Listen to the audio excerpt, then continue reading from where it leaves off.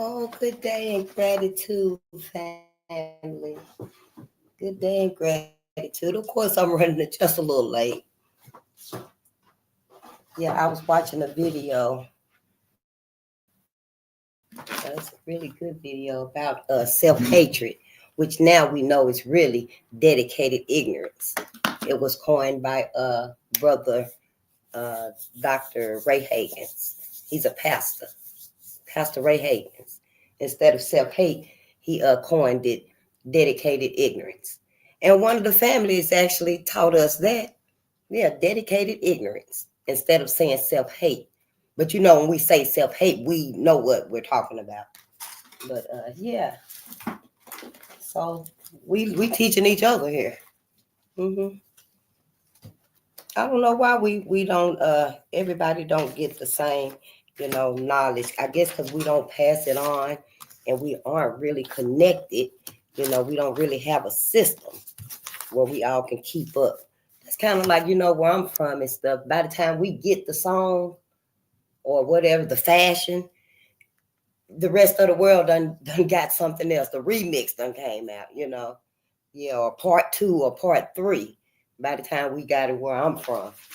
Yeah, it was like, oh, that's been old. You ain't seen remix 3, part 3 yet. Yeah. But it's a problem with us because with the internet and all of this technology, there's no reason why we shouldn't be talking to each other about us. Hell, what else we got to talk about?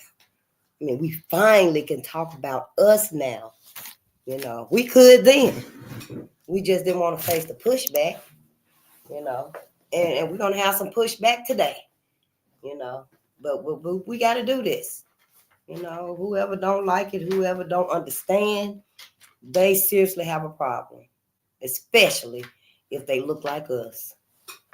Because should nobody have to tell us and browbeat us and, keep reminding us that we made a huge mistake, forsaking our own self, our own people, our own ancestors, our own families. Me too, I did it too. Yeah. I didn't do all I could have done, I should have done for my family. No, I left everybody when I was like 16. Yeah. And then my life been fucked up ever since. Yeah, so don't let your babies get away from you. No, especially today. Ooh, honey. No, don't let your babies get away from you, especially today. Let's see where we're gonna start at. I don't want to talk all, tonight and get all on y'all with that and stuff, because you know how it be. So we just probably gonna jump into some reading. Yeah. I am Face the Nation, and we are on Bolden Unchained. And we are here.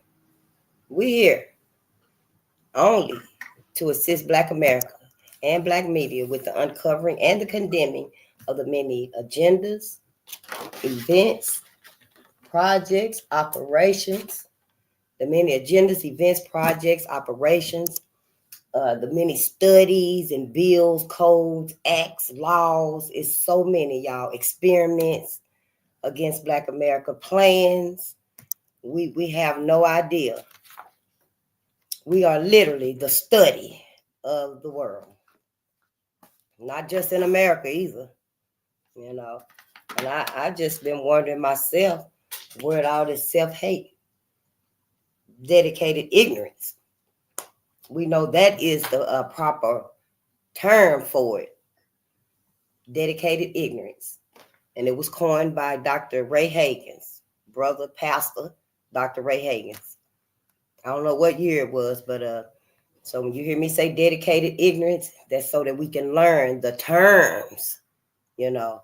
We know it as self-hate, but the world and, you know, white media and stuff, probably all of them and stuff, you know, the scholars, you know, they probably know it and recognize it as dedicated ignorance. So, yeah, I will be using it, probably between the both. But I'll try to, you know, if I do say self-hate, I'll refer to this. If I say dedicated ignorance, I'll refer to the self-hate so that we can finally catch on. So, you know, we'll know. So, you know, over time, if new people coming in, then, you know, you hear me say it, it's for the benefit of the new people. So we can catch on to the lingo and stuff too. It's just so much in these books. And I like to read. But ooh, probably need a water fountain beside me, a whole gallon of water. Yeah, just put some cloves in it, some bay leaves or something, just toss some right off in there. You ain't even got to put no honey in it. Yeah, you ain't even got to put no honey in it, just a little flavor. Because look at that. Brother, I know you said you were going to order a book so you can read too. And I've been trying to comment to some of the questions and stuff. So yeah, you see it, let me know how we can connect and stuff, because we sure can all read together.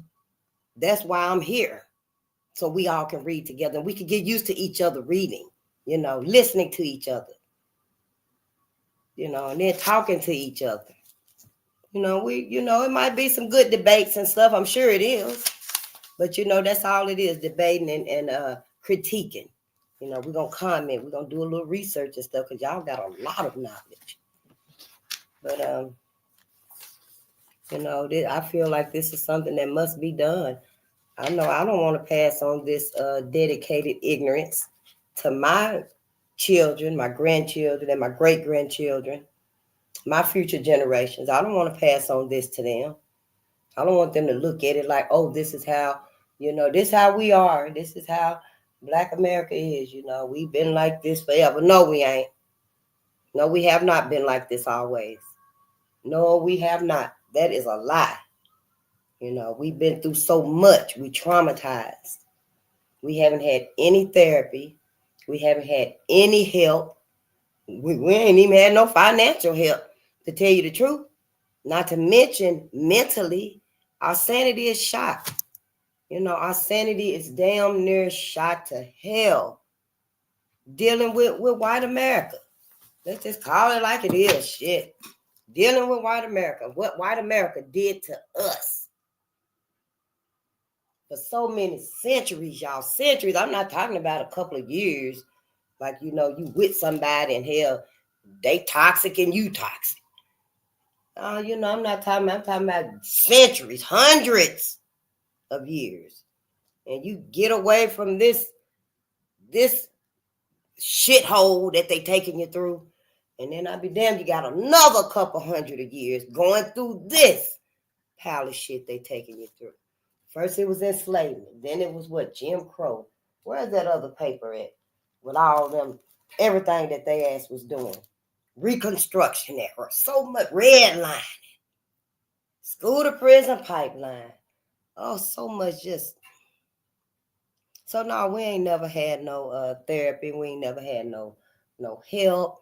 No, ain't nobody ever even stopped to consider. Hell, we ought to be riding down on every goddamn body but us. But Black America, we just ride down on us. Yeah, we just riding down on us. I think it was John Henry Clark. Dr. John Henry Clark said, are we dumbing ourselves down? So white America ain't got to do it. That too. But I was wondering, are we hurting each other? Are we riding on us? We never been this hard on us before.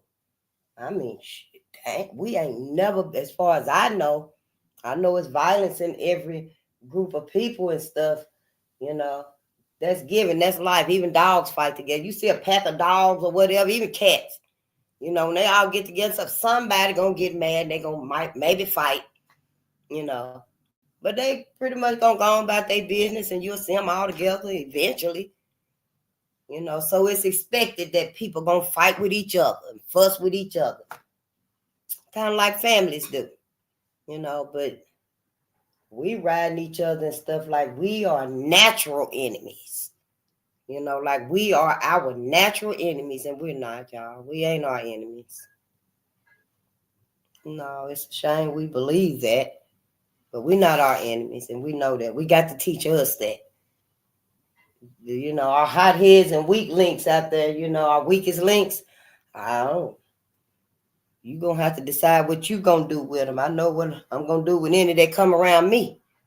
You can't stay with all that mumbo jumbo and stuff. No, if what I listen to and my lifestyle irritates you, then you free to go. Yeah, nephew, I love you. Niece, I love you. Here, take this sandwich, this $5. I don't smoke cigarettes no more, but you get this $5, this sandwich, and you gone to your other auntie house. Yeah, auntie face ain't here for that no more. You gonna sit here, you gonna have to, mind yourself and let something resonate with you. We gonna have to start doing that. That they doing what they want to do anyway. Our teenagers, they getting away anyway. If we can't keep them there and influence them, then fine. Just let them know. I'll always be here if you need me. Shit, hit the fan. You always know where mom at. But them babies that's at home, we got to start working with them. Yeah. If you ain't got no babies at home and stuff, yeah, I go out there and get my child, my daughter, my son. Sure would. You bring your ass on here. So what if everybody get mad at you? They friends be ready to kick your ass. That's all right. That's your baby, and he coming with you. We have to decide how much we can do for ours. I know a lot of us are afraid of our kids and stuff. Our young adults and stuff, they so mean and disrespectful and shit. Acting just like white kids used to act and stuff. Yeah, they still do pretty much. But yeah, our kids will fuck around and shit, act like your ass got a hefty ass insurance bill. I ain't got nothing. They just are babies. All of us as a people collectively, if we don't get ourselves together and stuff, we ain't gonna be able to function. We are gonna be cattle in the new world. In the new world, if we don't get ourselves together, it's a shame. And as far as I'm concerned, the one person that can go out there in them streets and save the black man without killing him is the sane, logical black man. A sane, logical black man, a brave black man. He got to be logical, though. Don't send no another hothead out there. Hell, both of their ass got to shooting each other, and both of them done died. And some innocent people, but a sane, logical, brave, or courageous black men could go out there. Yeah. They could do it. White America ain't never wanted them to. Every time black men try to raise up and go patrol and protect this community, just like the Black Panthers did, they left us their model. They left black people their model, their self-defense plan. We supposed to be out there patrolling our communities. We could have been here killing two birds with one stone. Yeah. If anybody know what that black man thinking right there, it's another black man. It's another black man that's still connected to him, not the one that's, condoning what they brothers. That's what officers call themselves. Not them that's condoning what other officers is doing. I'm talking about brothers, black men that's out here on the street in the community, patrolling our community, patrolling and protecting our community, 24 hours a day, just like the police doing. Why come we ain't been doing it?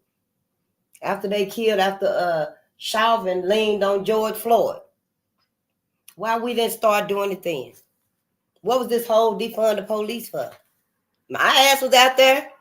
I was hoarse then like I'm hoarse now. You think I was at a protest recently? Hell, I just drove through some motherfucking fog. But yeah, what was all that for? Defund the police for what? We didn't put our people out there to patrol and protect. Oh, we did have a few people out there now. A few groups did come out there. They did come out there, and they were patrolling and protecting some of the communities and stuff. Because I went to one of the events because I wanted to talk to them and stuff. But honey, I got to the event, honey, and they were with the damn police. Well, I stayed for a few minutes and then I left and went to something else. But we can't never just try to do nothing on our own, and that's fine, because really we would have had to work with the police at least 24, 36 months. We all would have to work together because we need to know fundamental things. The Panthers, our brothers, they left us their blueprint. They left us their model. But we would have had to work with the police station. It's a contract. We working together before we actually get the department. Because I'm talking hand everything over. The building, the gear, the equipment, the vehicles, all the computer, all the data, all the statistics. Hand all of that over to the black men in this community right here.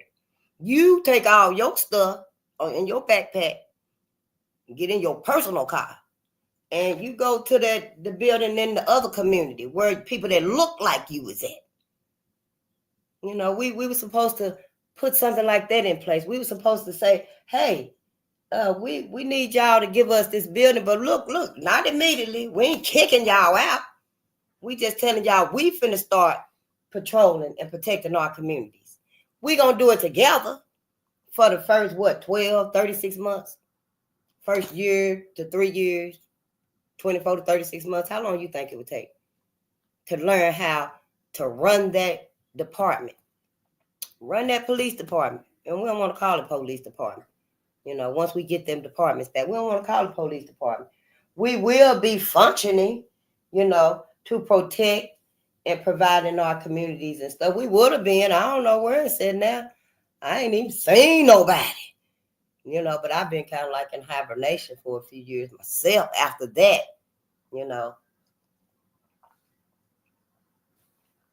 But yeah, it's like it just died down. After the fires and stuff went up, and the whole country, was standing with black folks, and against police brutality. And, I was sure that y'all organizations was going to be like, this is the right time for black men, black women to get out and patrol y'all own community. But no, that never seemed to happen. So I kind of like, what the fuck was defund the police for? What were we doing all that marching for? We could have been making changes just by patrolling our own communities. Do you know how many families we would have bonded with and gotten to know and helped, and not to mention that, it would have been some pushback from the brothers, the weakest links on the corners, of course, but just getting the presence out there. We here. We ain't going nowhere. Start with one community, then the next community, because we got some bad communities over here. Some of them I don't even drive through. I know my best friend, she was like, I don't live over there no more. Don't go down through that phase. And I was like, shit, I get lost every time I went over there anyway. But we were supposed to be out doing those things ourselves. And we didn't do them then, and we ain't doing it now. We're not doing it now. I know New Era Detroit. Yeah, New Era Detroit, they still out for their community. But that's the only one I done heard of. Is it anybody else? But like I said, I'm not really, tuned in to what's going on in our communities as far as what we're doing and stuff. Because after the protests and stuff, it's just like, to me, everything died down. I mean, because hell, if I see somebody out there walking, I'm going out there. Yeah, okay, all right then, let's go. You out there for rights and stuff, but I don't know, y'all. It's like we just been set up and just dropped off again. Hey, we're going to get in. Let me drop you off over there up the street. We're going to get out now. You got everything? And we got out and everybody just kept on going. So I'm like, what? I really think that right there was kind of like a setup. I mean, damn, what was all that for? Y'all didn't even teach us or didn't even mention it. Y'all, we finna get these motherfuckers out of y'all damn. We finna get these motherfuckers out of y'all community. All of these motherfuckers need to go back to their own community, because I know they were saying, during the protests and stuff, we would go to meetings and stuff like that. You know what? Half of these police, most of them, don't even live in these communities. When they get off work and stuff, they drive to the suburbs and shit where they live at.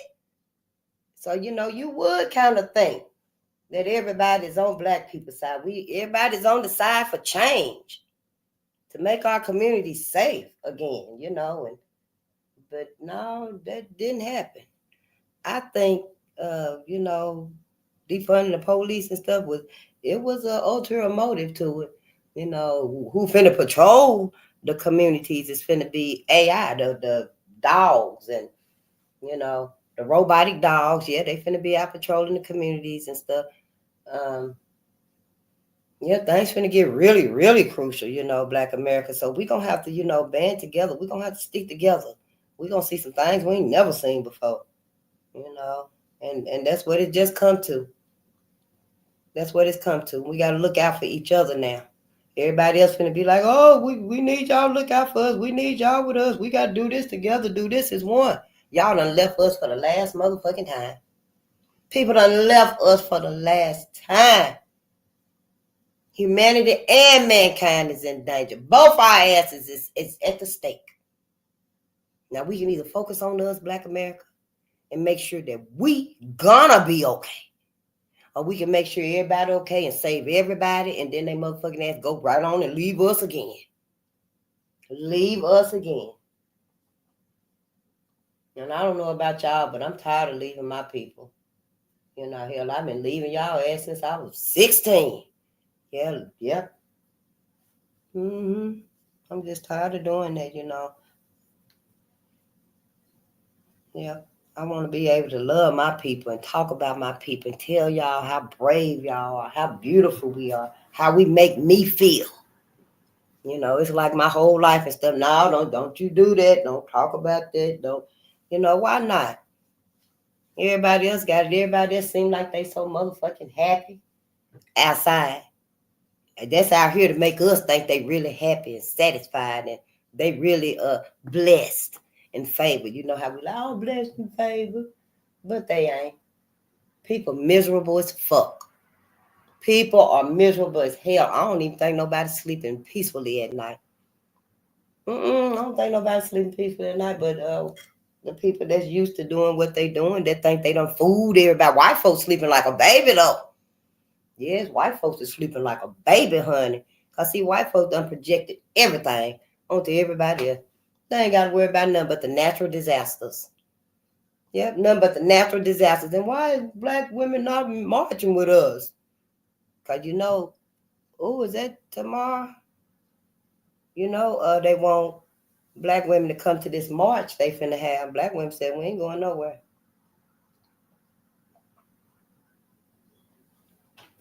Yeah, Black women said for the next 4 years, we ain't marching nowhere. Y'all got this. And white women just saying, okay, Black women, y'all deserve your break. Okay, we got this. We can do this. We can do this, sisters. That's what the white girls are saying. The white women are saying this stuff. And Black women saying, we ain't coming out there for the next 4 years. Oh, no, sister. We ain't coming out there, period. Not with them, not for that. We go back out there protesting or organizing or whatever. It'll be us for us. We don't need to go back out. Talking about, yeah, we back out now. Let's do this together now. We can't go back to them old ways like that. It's time for white America to show you, because they ain't got to show me nothing. I don't seen that. I don't seen everything I need to see. Right here in these books that we read. They ain't got to show me nothing. Because I know 9 times out of 10, they lying and they manipulating, they conniving, hiding some shit. They just done hid so much. Yeah, I can't say I'll ever want to march with their ass nowhere ever again. Not white America, not white folks. I know Martin said, what did he say? Judge people by their character. Was he talking about white folks mainly back then? Or he talking to everybody? I know he talking to everybody when he was saying love your neighbors and love each other and stuff, but but for white folks and stuff, yeah. I don't know. I try to judge them by their character. But it's very hard because, honey, after this right here, I kind of feel like I need to judge them by their motherfucking culture. Because ain't nothing changed. They ain't showed me nothing done changed. So this right here still lurks within them to me. Yeah, it still lurks within them. It just ain't came out yet. But honey, something gonna bring it out. And then I seen it again. Michelle Obama said she ain't going to the inauguration. Fuck y'all. She ain't going to Donald Trump inauguration. Fuck all of y'all. Donald Trump, Melania, all y'all. We should have crashed the whole political bird decades ago. Yeah. When we jumped from Republicans to Democrat, we should have jumped off and crashed the whole bird. Yeah, that vulture would have been done. You hear me? And started our own political party. Yeah, I don't know why. I don't know who thinking. I don't know who got all them degrees and ain't thinking about nothing that's done help black folks. Oh, my ancestors. Now here we is finna be trapped up in some futuristic world. Black people ain't gonna be able to get out of them Tesla cars. I keep saying it, y'all. I believe it. I believe it, honey. Ain't nothing that's being built for black folks. Shit, we gotta be a damn fool and a dummy to think that these folks is building up this new world order. Noir. What we gonna call it, Noir. NWO. That they building up this Noir. Cause you know that's gonna be a key word soon. Anybody saying that? Like you were saying the OFIT 19, and yeah, with keying in that you said that the COVID and stuff, and you couldn't say it. Yeah, I ain't used to all this technology and shit. I just talk. But yeah, it's keywords that you can't say and stuff. So I don't want to, really do all of that and stuff just to say what I gotta say. But the 19, it's 23 now. Yep, it's it's evolving too. It started out as C19, but now here is C23. Then it's gonna be C35. It's gonna evolve, constantly evolve over time and stuff. Yeah, over time. Cause that when they inoculated everybody and did that to everybody and stuff, that wasn't no treatment or no medicine. That was straight up motherfucking poison. Yeah, sure was. Y'all seen a video. Oh, let me get this out the way. Shit. And then I gotta tell y'all. But I seen a video, y'all, on Rumble TV. Y'all people just dropping dead. Took the motherfucking thing. They done put the documentary together and stuff all over the world too. Yep. Some people, in China and India and stuff, you can tell that's where they at and stuff. That's what the billboards were saying and stuff. You could tell it was all over the world. And people just dropping dead and stuff. It was called Died Suddenly. Yeah, Died Suddenly. Probably on YouTube, you probably can pick up some little trailers of it. But I went to that Rumble TV and looked at it, honey. But I wasn't taking a motherfucking thing. You ain't inoculating me with nothing. So, honey, I was at home boiling orange because black media, I always tell you, we getting herbal anyway. We trying to get away from all that medicine and stuff.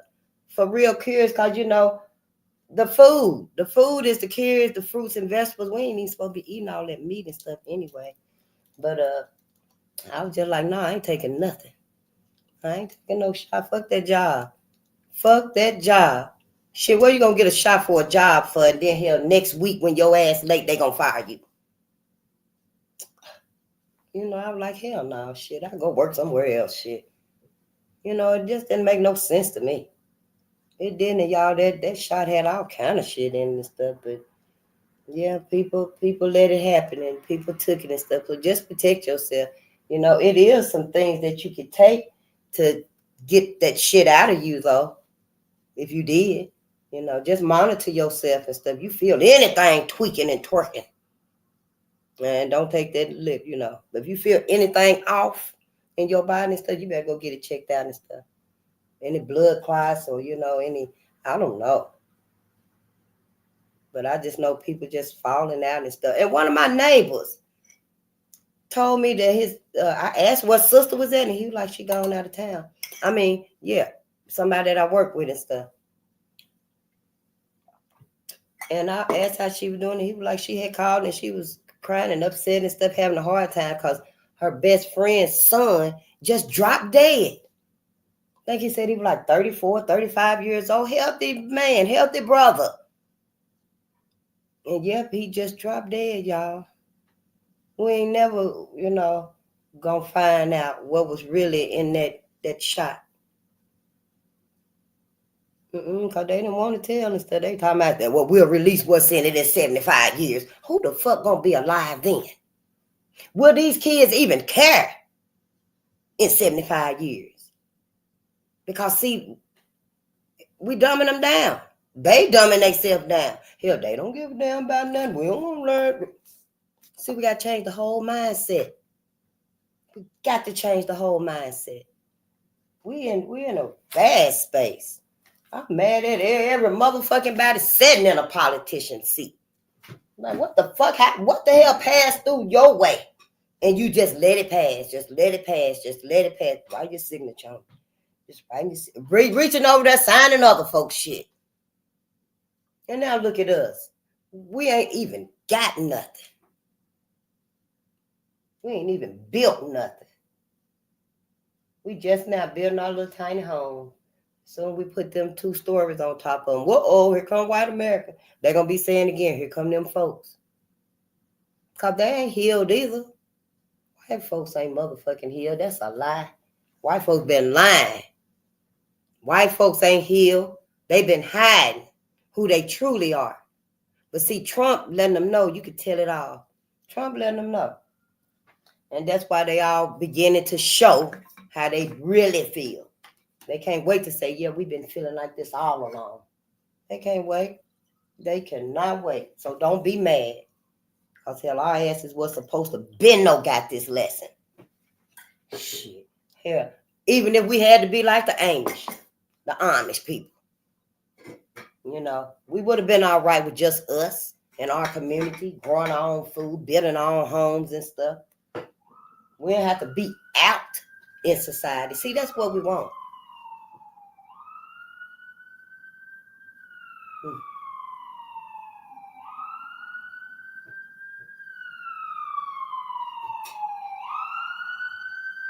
I said, hold on.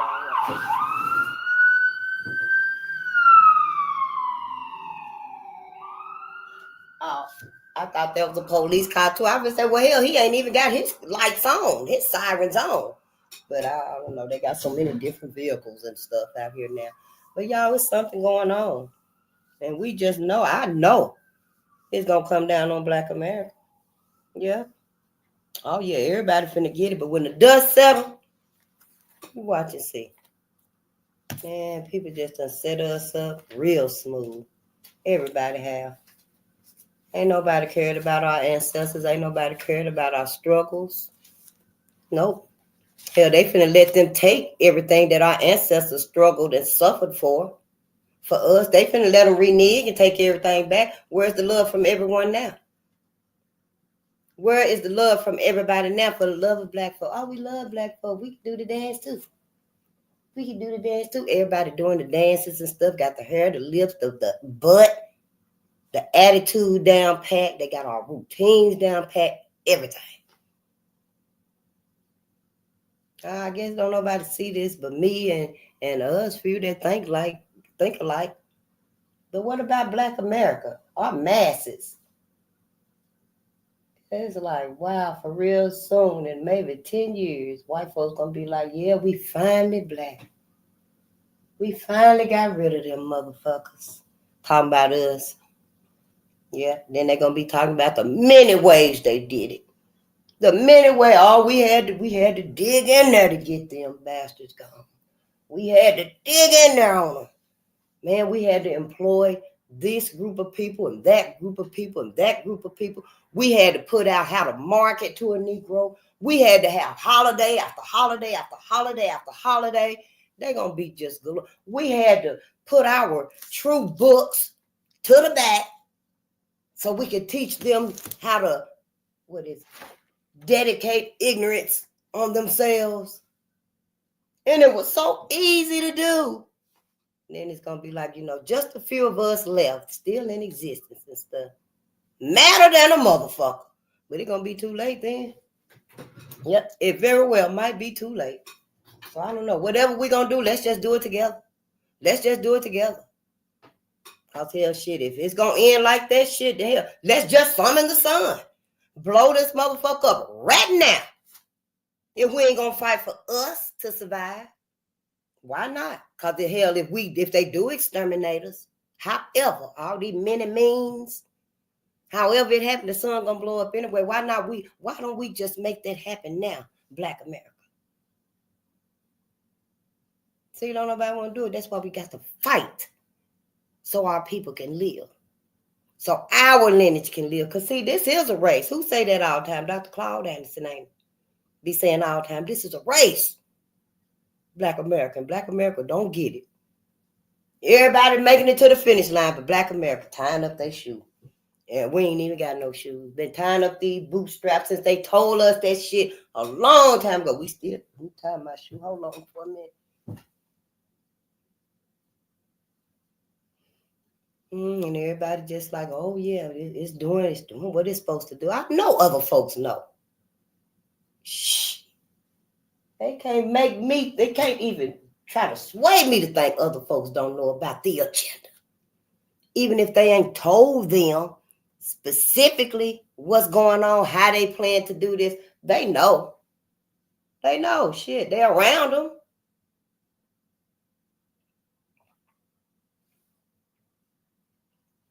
But that's why we're here. This is Black America. Our first and final concern is Black America, the welfare, the well-being, and the sanity of Black America. I don't give a damn about nobody else because everybody else is all right. Everybody else been all right. Everybody else know. See, that's how we ought to know because everybody else is so comfortable with the new world coming in. Yeah, they so comfortable with it. Damn, ain't y'all scared y'all gonna be trapped in these Tesla cars too? No, because they're gonna be able to get out of the car. See that complexion, what is it called? Protection for the complexion or something like that. See, they ain't worried about it. No, and then I kind of feel like motherfuckers see it as an honor, to help exterminate Black America. Yeah, we see this as an honor. That's our duty to our race to help exterminate Black America. And the sun gonna blow up and kill everybody. I'm telling you. Just like if the bees die out, they kill these bees off. There won't be no pollination and stuff. Yeah, in 4 years. It ain't even gonna take 4 years if they finally exterminate Black people. If they get rid of Black people, yeah, all that energy ain't gonna go back to the sun. I mean, it's gonna go back to the sun. It ain't gonna disperse between the trees and the waters and the animals and the other groups of people. They can't take the energy that's coming to us. See, we all get different energy amounts from the sun. No, the sun don't. The energy that we get from the sun, if the sun send that energy to another people at that level, that magnitude that we get it, or send it to an animal or something like that, they soon just blow up, just catch on fire. Only us, the melanated, can accept that amount of energy, that input from the sun. I know it ain't making sense because I didn't even read about it or hear about this from nobody. It just makes sense to me. Children of the sun, we get our energy from the sun. I know the sun energizes me. And I seen a sister and she was like, yeah, the sun energizes me. And I was like, I feel the same way. I know some of y'all probably do too. But yeah, the white America, they ain't thought about this. No, they ain't thought about it. That's because they, they really not like us, truly. They're not like us. Mm-mm. This didn't just happen over time with their mindset. This has always been their mindset. Yep. And they sure. They're a little confident right about now that things is gonna turn in their favor, but it's not. Mm-mm. No, because they are the ones going against the cosmos. Everything they doing is anti-life. All of this building up, all this stuff right here, even the cutting down the trees and stuff. Why are you still cutting down so many trees anyway? Hell, ain't we going digital with everything? Ain't that what we doing? Going digital with everything. Even the cash. They say we're going to a cashless society. That's part of the new, yeah, cashless society. One world religion. Oh, so what is y'all gonna do about that? One world religion.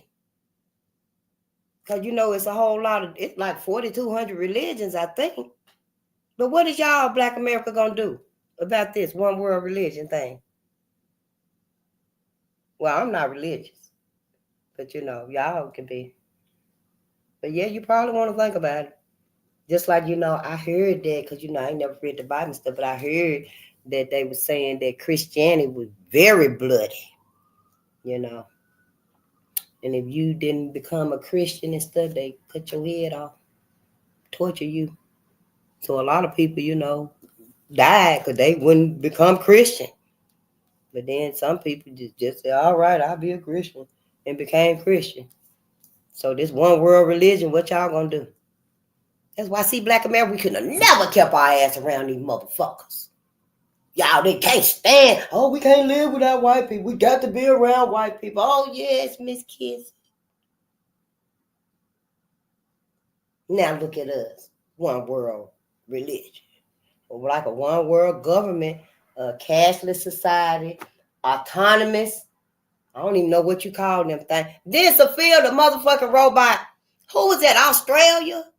Canada somewhere? Done gave the robot its own citizenship. The robot. This was some years ago. I forgot about that. That robot got a citizenship. I think it was in Australia somewhere like that, y'all. Honey, I'm like, and Black America done set up here and let this happen. I think Dr. Clark said it's like 9,000 Black people in the whole political arena. The whole political arena. I can't even draw what it looked like. But I think he said it's like 9,000 Black people. I don't know when that video was, if it was then or now, is it current? I don't know. But it's a whole lot of Black people sitting on that political bird. And all they motherfucking asses ain't even got us nothing that we can use. Yep. It seemed like after our ancestors fought for everything. It seemed like after they fought for everything, our politicians and stuff just let it be. To me, it seemed like these right here and a few other books we got, these are the only contributions really that we got for us. Because everything else that's been won and stuff is pretty much for everybody else.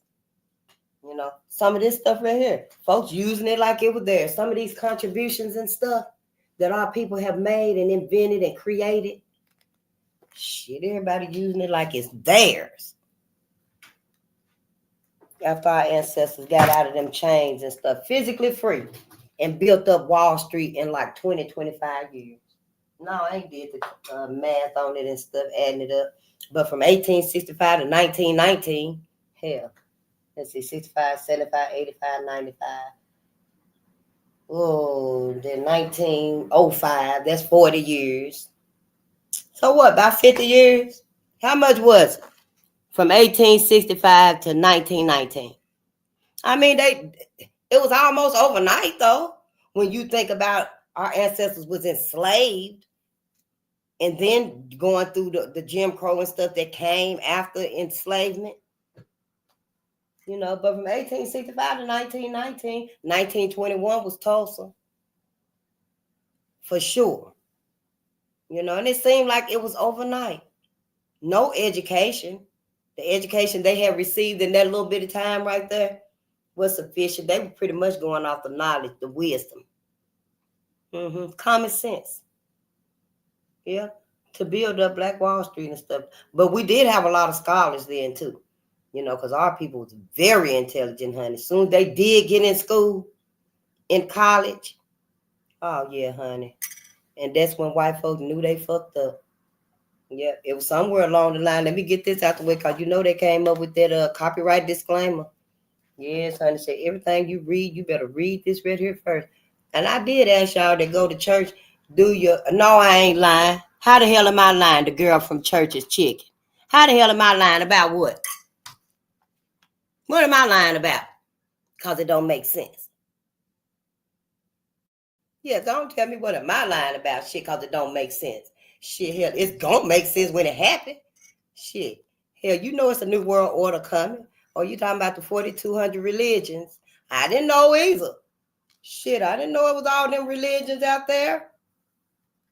Hell, there's a whole lot of deities that share the same birthday, the same story as Jesus Christ. And I didn't have no idea. But I was waiting on her to tell me what I'm lying about shit. Because hell, when you really hear that the cosmos created the black man and woman.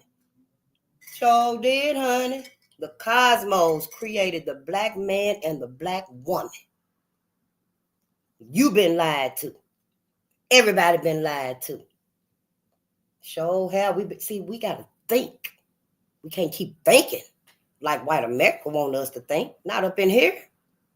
No, you probably want to just be quiet for a little while till we start reading. Then you'll understand and stuff, You get your channel and we'll come over there and hear the way you think. But I know, hell, if you think like white folks think, I ain't gonna be up in there. I ain't. Sure ain't, honey. But nah, we don't think like that. We trying to, think for ourselves up in this class right here, in this platform right here, or however y'all call it and stuff. Because y'all sure be knowing. But yeah, sister, we ain't here to excuse and keep white America and the churches and stuff happy. Y'all better go get y'all money out of them churches. Because when everybody find out about the huge lie and start flocking to their pastor to get their money, give me my money back, pastor. I pay my tithe every Sunday. Because a lot of their asses is sitting up here in these big old fine houses and cars and stuff, and ain't even telling the black man and the black woman that you is really God. You really God, and you goddess. Yeah, the cosmos manifested you.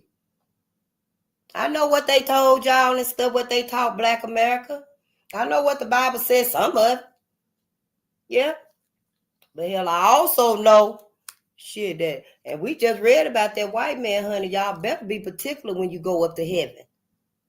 You gonna fuck around and find yourself up there with these same white people with this same mentality. We done read about that man, what's his name? William Joseph Simmons. Honey, that's where they at. He said the Ku Klux Klan is up there. He done had a spiritual vision. Now I know religion is about divinity, and divinity is about the understanding of the cosmology, the ecology, and your relationship to it. But honey, religion, the pastor, nobody, them folks ain't even told you that the tree is alive to go hug a tree. So ain't all my years in church, my mama years in church, everybody, ain't nobody ever had the concept, just go up and hug a tree. Why not? Hell, we were hanging from it. What? All of a sudden we anti-life now? Because see, we think like white America thinks. We learned like white America taught us. Yep, we eat like white America eat. Dress like white America dress. Oh, honey, they got y'all wearing out here. Everybody wearing Louis Vuitton, Gucci. I seen somebody with Steve Madden on today, honey, and you couldn't tell her nothing. So good, because I got a scarf in there somebody gave me, honey. I don't went and cut the damn name out of it. Cut the Steve Madden red out of it. Cut the whole scarf. Yep. So it's pretty though. It's warm. I do wear it, but I took his name off of it. So did, honey, because it's cold now. I put the long part over my legs when I'm driving. Shit, I'm like, shit, you ain't finna put this motherfucker on my back. Yeah, I started to tell her too. So did. You cuss too much. Yeah, I cuss a lot. Shit. Hell, everybody ought to be cussing when y'all find out white America done lied and tricked y'all and everybody helped them. But then again, sister, every word in this language is a curse.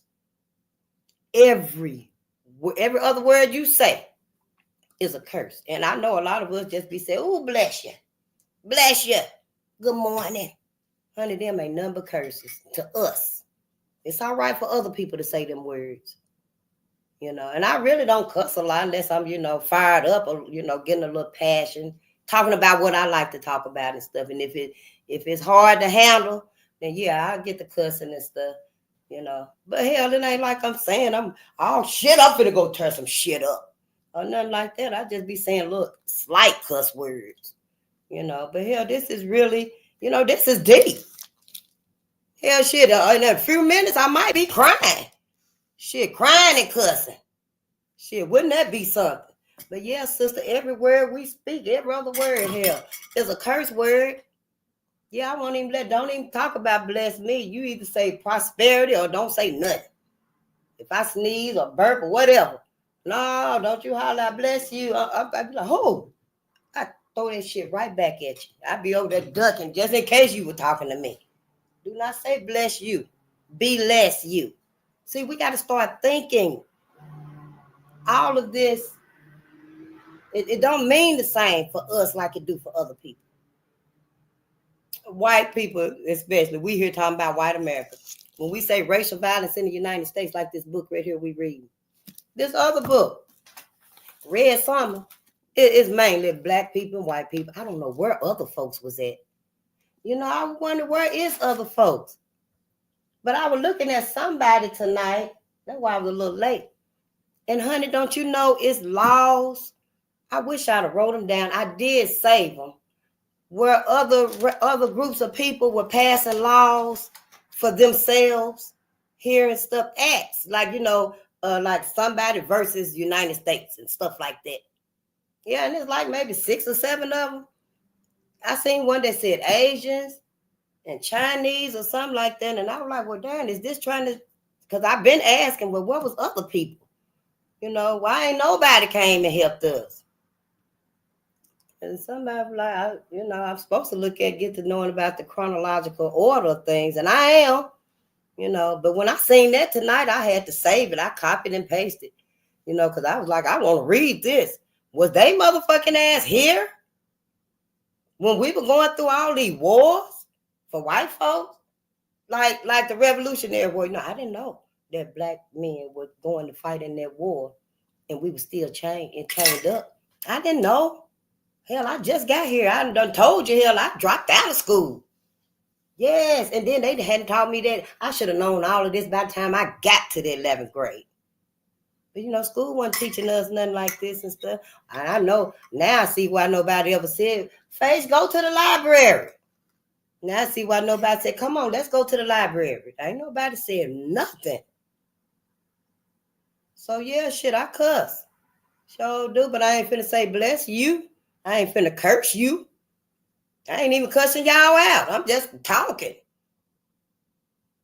But yeah, it just seemed like to me, we always ready to excuse white America and forgive white American and talk about how we doing it wrong. Hell, everybody wrong. Sister, everybody is wrong. Shit, quit letting them make us think that it's them. They right. We wrong. They always right. That's why we think if we don't hear something from a white person, we won't believe it. Oh, you got to say it out. Let me write this down for you, Karen, so you can say it. Here, Sabrina, read that to everybody. And I get out the way. And y'all just hear Sabrina, and then y'all believe Sabrina. We got to stop that bullshit. Hell, that's why our kids right today. And it go right back to the language. Right back to the language. Kids. It burn me up every time I say one of them words. I'm going to put that up on the wall. Because kids are baby goats. And now that I know, you God is, we have Godring. It's God, Goddess, Godring. That's for the man, the woman, and the child. But it's really supposed to be goddess, God, and Godwin. Because the cosmos is a huge womb. We'll look at it like that. You know how I was saying the cosmos birthed it, gave birth to the black man and the black woman. And it did. So the cosmos is up there right now, and it's birthing stars, and there's probably some storms way up in there that, we can't see until they actually touch where we can see them and stuff. But it's birthing stars and, new planets, rainbows, like I just said, storms and stuff. The cosmos, it's energy. It's always alive. And it's so huge. Even everything they got up in space, they still can't see all that there is to the cosmos. That's how expansive it is. So I don't call it nothing. I don't, label it. Well, God is up there. Yahweh or Yahushua. That some of us know and stuff, because we really smart. Yeah, a lot of us don't think like white folks taught us to think, but I just don't label cosmic energy. It's just cosmic energy. Yeah, if I did, I have to label this part, that part, and that part, and it's too expansive for me. Yeah, I don't put it in no box. I do not put cosmic energy in a box. And to tell you the truth, you shouldn't either. Nope, because cosmic energy was up there before man was even on the planet. And when cosmic energy manifested, it manifested the black man, the black woman. Yeah, see, we just taking everything as the white man told us and stuff. Yeah, I know everybody saying, well, the Bible was here before the white man was here. I don't know who was here first, but I know he wrong. How he gonna tell us about the cosmos, the skies? The sun don't even like white people. No, it don't. So what? Yeah, that might have been politically incorrect too, but you know what I'm saying. Let him go outside then. Tell him go outside. You go out there with him too. You love him, go out there with him. And sit down. Eat, read, lay back, just chill, and let's see. So who you believe? Who you trust? Who you faithful to? See, we got to decide these things. It all matters. It all matters. We can't even sit down and discuss common sense stuff without acting like, oh, we got to just say what the white man taught us. That's a lie. Don't you say that. The sun gonna blow up and kill everybody. Hell, it is that black people disappeared. White folks didn't think that out. They just running on their jealousy. Then gonna put this in the Bible and stuff, slave, obey your master. They ass should have been obeying cosmic energy. The cosmos made it where they wasn't superior. They the ones turned around and made themselves superior. Well, that's what they said. They still can't go in the sun. Their ass can't fly. How are they superior? They can't make more babies than white. Well, unless they sleep with somebody else, and then the baby gonna come out hued, with color to them. So hell, who lying? And why you believing they motherfucking ass and not believing us? Black America, I'm not saying you personally, but I'm just saying, shit, hell, don't tell me I gotta think like everybody else, because I don't think like everybody else. So I don't think like white people or black people. Because black people mostly thinking like white people. Hell, I think I was thinking like white people for a long time. Maybe I was asleep. They put us to sleep. Trying to put y'all to sleep now with all this bullshit that's going on and stuff. And there's a lot going on, y'all. What y'all think gonna make white America snap on y'all again? White America is gonna come out the bag again. What y'all think is gonna be? Michelle says she ain't going to the inauguration. Black women stand to ourselves again, looking out for our babies. What y'all think finna tip white America off? They finna come out the bag. Y'all think they finna have a reaction to our reawakening? I mean, we gotta think about these things, shit. I'm like, dang, let's not just be a fool and a dumb and wait. Yeah, people drunk with lies. I know. I hope you ain't talking to me. Said the sun hates you and I hate you too. But that's kind of strong right there, We ain't got to seek vengeance. I don't know about the cosmos doing that. We too hurt We too broke. We too, you know, we too traumatized.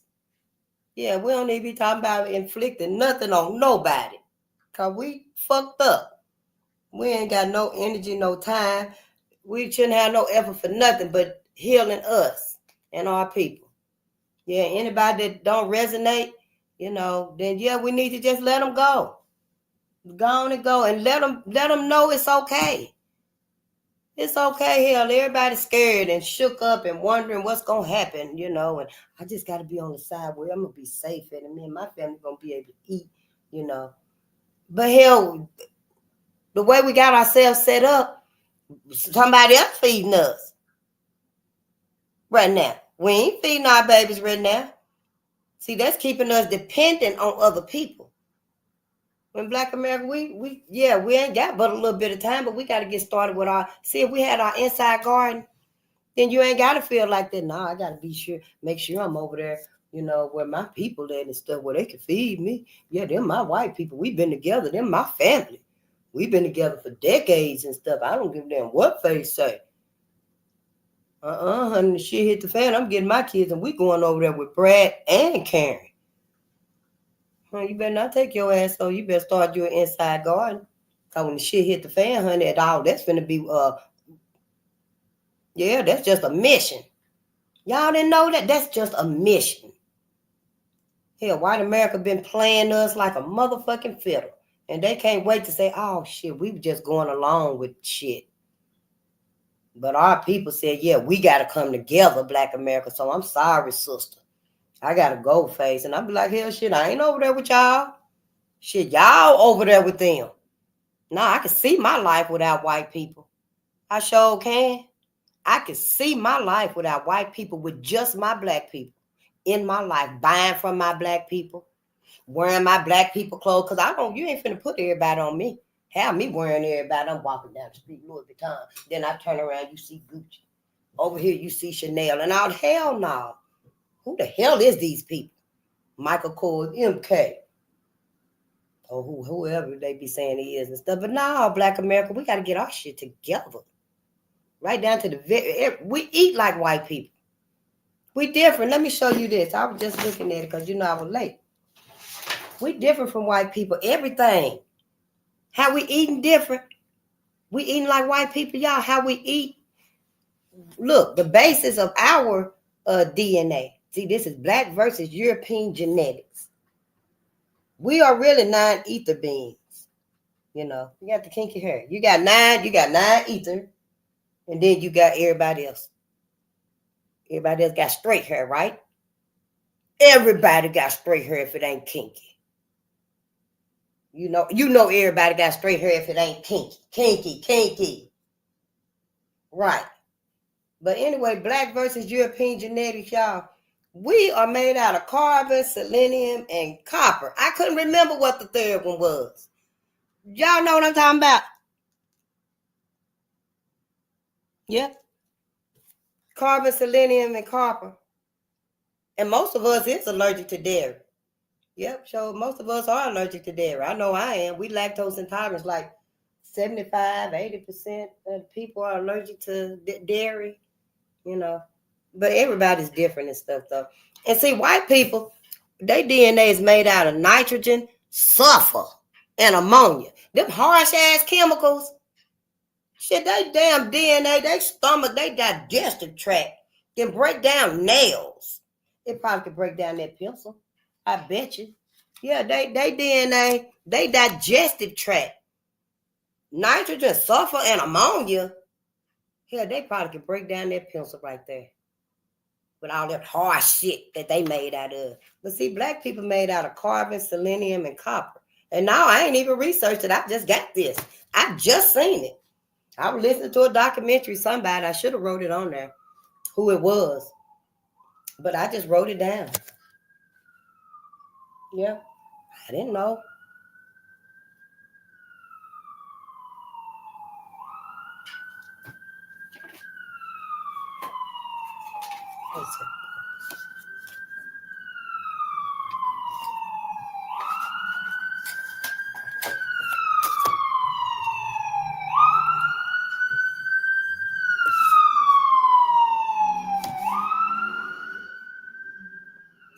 See, that's why we need to get all our channels up.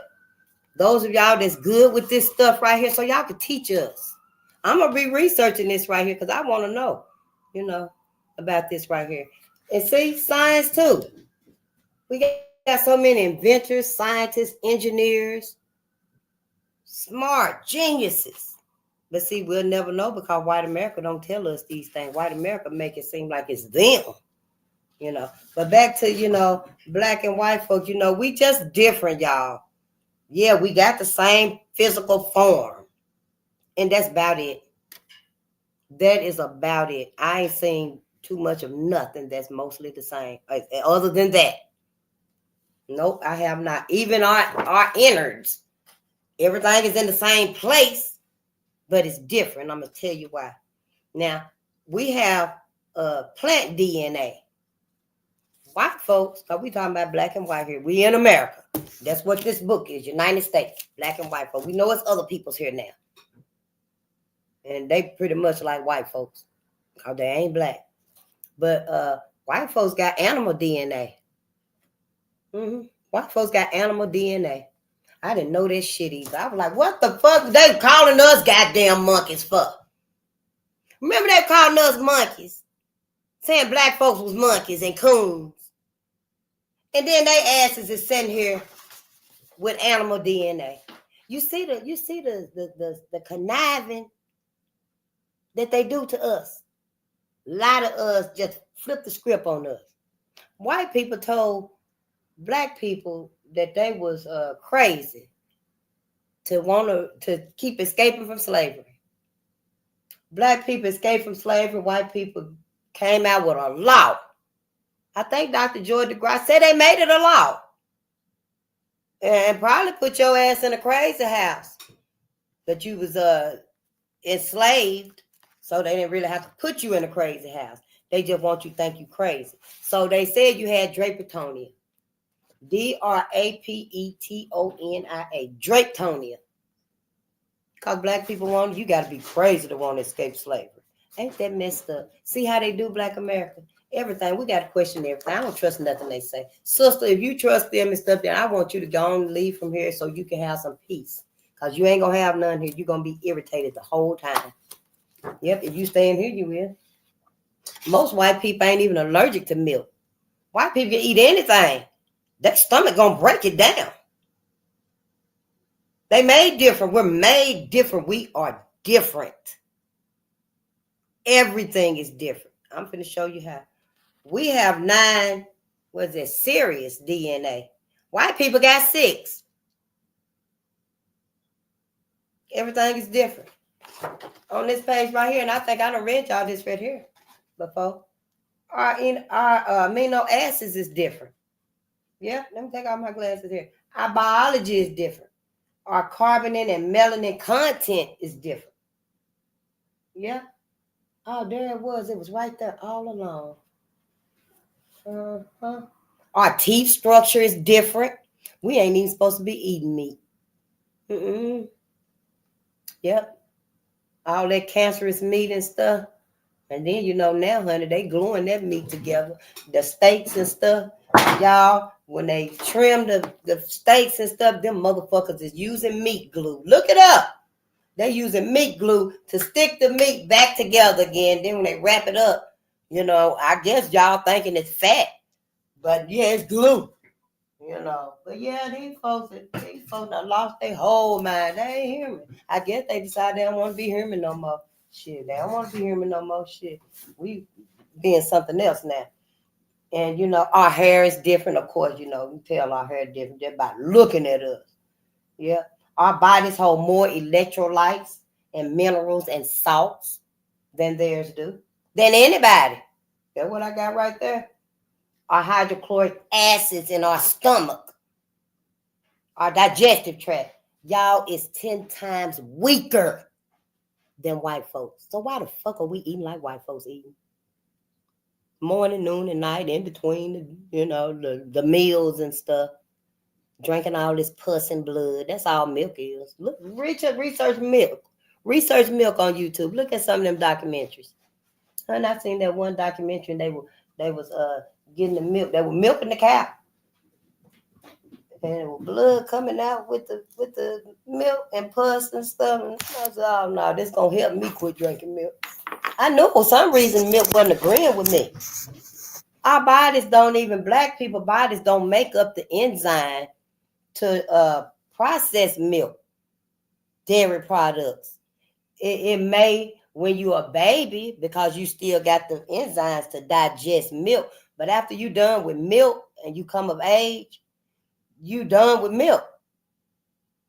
I don't know how the hell these people got black folks drinking cow milk for a 2,000-pound cow. I did it too. Yeah, I used to eat cereal and, then drink the milk after the cereal. And it tastes so good. It tastes just like the cereal, don't it? Oh, wait. Now I think about it, like, then they put flavor in it. You can get chocolate milk, vanilla milk, all the different banana milk. So you don't taste that blood and pus. And then, y'all, our intestines is much shorter than white folks anyway. They digestive tract and eat that whole nail before it make it down that long digestive tract. We different, and this right here just the beginning. I just be writing down stuff when I be reading and stuff, And this right here says protein actually means amino acid structure. Yep. Now, plant protein has amino acid structure, and fruit has amino acid structure. Meat don't really have amino acid structure, I suppose. We're going to do some research on it because we need to know. I know we ain't going to want to go without food and stuff.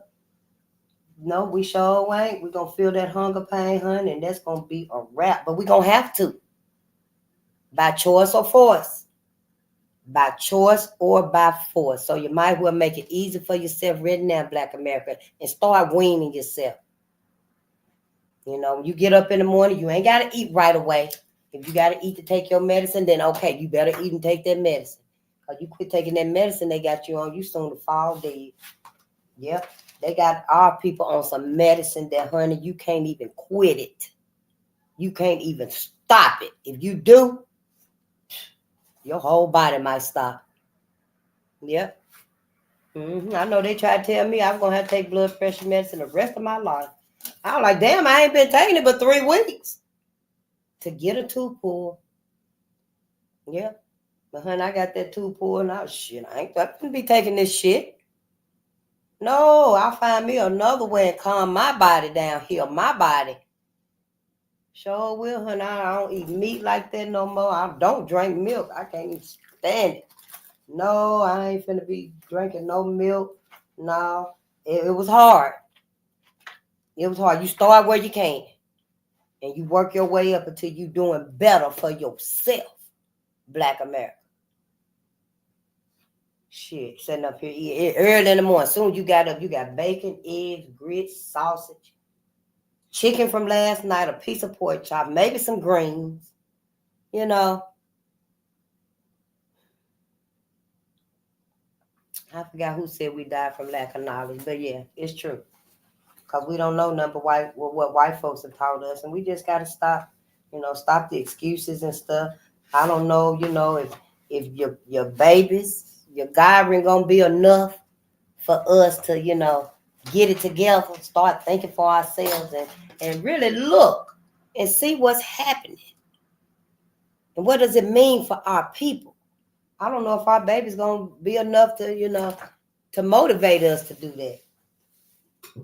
Is our future enough for us to want to be here and be alive and sane? I mean, do y'all want to still be here on the earth and we crazy as fuck and everybody just treating us like we crazy as fuck? They might put us all in asylums. Well, y'all, yeah, Black America, yeah, we ain't got no idea what these people got planned. White America that you done fell in love with and married and had all these babies with, they ain't telling you. They act like they don't know that they people got something planned for Black America. Yeah, but they know. They know. Sabrina swear up and down she don't know. They ain't told her everything, but she know something going on. Yeah. You make Karen mad enough, Karen to tell you, oh, we're going to enslave all y'all asses again. Yeah, Karen will let you know you, yeah, go there with her. She'll tell you because don't nobody want to believe me. Sure don't. I don't know why Black America, Black media ain't telling us. Black media should have been said, hey, it's time for us to pull back. White America, we got to leave you alone. We can't trust you. We don't know what you're doing, what you're thinking. We know you say you're not still racist. Because white folks, oh, we're not racist. There's a racist bone in my body. But honey, they kids is showing everything. These little white kids out here and stuff is showing everything. Soon as Trump got in, white kids was sending out all them emails, sending text messages to Black people phone, talking about come to this location. You've been hired for a job on such and such plantation. Be there at 7 a.m. sharp. Yep, sure did. And I had a little white boy, and I had a little white boy talking about, can I get your phone number? I was like, and for what? Do you want my phone number for? What the hell? Yeah. So is, honey. White America can't wait. So they be like, ooh, we ain't got to hide it no more how we feel about Black people. You still got them chains, Bobby. Ready to come out the bag on y'all ass again. Black America ain't seen nothing. Ain't seen nothing, don't want to hear nothing, don't want to believe it. But I tell you one thing, you better get them babies you done had with them. Sure better, honey. Because the ones that's going to be left at home, them racist motherfuckers and stuff going to be so evil and mean to y'all mulatto babies. You better get your babies. Black America, that's all I know. That everybody done led y'all to this point, and some of us so entwined and wrapped up with white America. Like I said, got a whole bunch of kids and businesses and stuff, and it just ain't going to be easy. You can't talk about it. Because if you could, you would have been disgusted. So you can know who you done got intermingled with. But now we just let all of this go. Like it wasn't going to be brought up again. And white folks let it be. Yeah, white folks let it be, honey. They like, nah, shit, we ain't got to mention this to them. Then hell, don't. Marry his ass. Shit, just don't tell him about what the hell we all been doing. Don't tell him about how the family is. And we did it. Yeah, Black America did. Oh, yeah, we trust you so much. And white America ain't never been faithful and sincere to us. They ain't never made us feel like we won't do it again. They might have said, oh, yeah, it'll never happen again. Slavery will never happen again on the lands of America. They a motherfucking lie. Because as soon as they finished saying that and stuff, they politicians popped up. Talking about super predator and beast and the dangerous man, the black man, the dangerous man, the savage. They some motherfucking liars. Everybody act like we supposed to save everybody. Let's read though. Like Black America, now we got to save everybody else.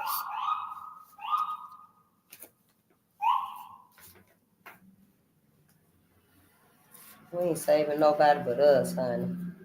We ain't saving nobody but us. I'm not sorry. And nobody tell us to keep staying around these people and stuff, when we know how they were treating us. And we know they ain't showed us that they no different. So now, we gonna get what we got. Yep, ain't nobody coming to get nobody.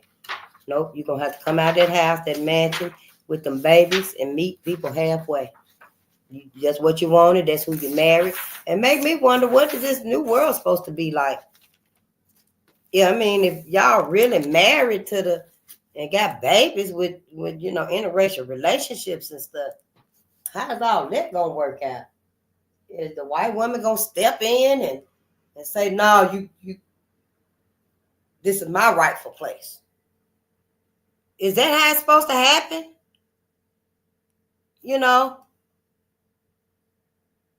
I mean, because we know it ain't but one Harriet, because we know we ain't going back to rescue nobody. But I'm just saying, how is it going to reveal itself? And black woman, what is you going to do? When the white woman come up in there and be like, Brad, I missed you. It finally happened. And you stand there like, who the fuck is this Brad? And he said, oh, this is Sabrina. This is Karen. Yeah, this is the lady of the house, my wife. And you're gonna be like, well, who the hell am I? You the mistress. Now, I suggest you take them little kids and go and clean the house, do your chores and stuff. Is that how it's supposed to happen? Because we ain't never supposed to get away. That's what we forgot. So I'm just trying to make sense of it. I don't know. I just want to know. Ain't y'all curious? What the hell white America got planned for black folks? I mean, I know they probably will use them robots. You know, white America don't want to do nothing for themselves. They don't want to cook. They don't want to clean. They don't want to nurse the baby. They don't want to go out and garden and get the food and bring it back in and shuck the peas and stuff. They don't want to do nothing. They want everybody to do it for them. They don't even want to drive their own car. They don't even want to make a drink. And since they ain't got black people to do it no more like that, you know, robots. That's why robots is gonna, be able to do those things too. Yeah, they even got robots that they can sleep with. So I'm like, damn, you must not really want to be human no more. I mean, I'm just saying, that's just me. But yeah, they ain't got to keep showing me who they are. I already been like, yeah, maybe I need to know a little bit about this. Because Dick Gregory said we need to start studying white folks like they've been studying us. So now, you call me whatever you want to call me, honey, but I'm studying their ass. So as Martin did say, judge a man by his character. And, and I'm trying. I am really trying. We all are. I know y'all trying too. But it's so hard not to judge them by their character, by their culture, I mean. Because they all think alike. Why not? They all think alike. I mean, at this very point in time, everybody manipulating us. They all think alike.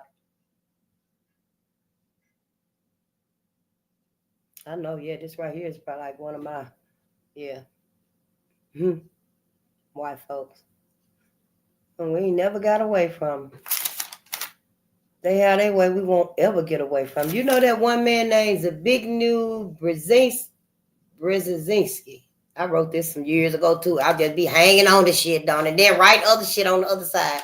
Well, y'all, this man right here said that it's easier to control 1 million people than to he said it's easier to kill 1 million people than it is to control 1 million people.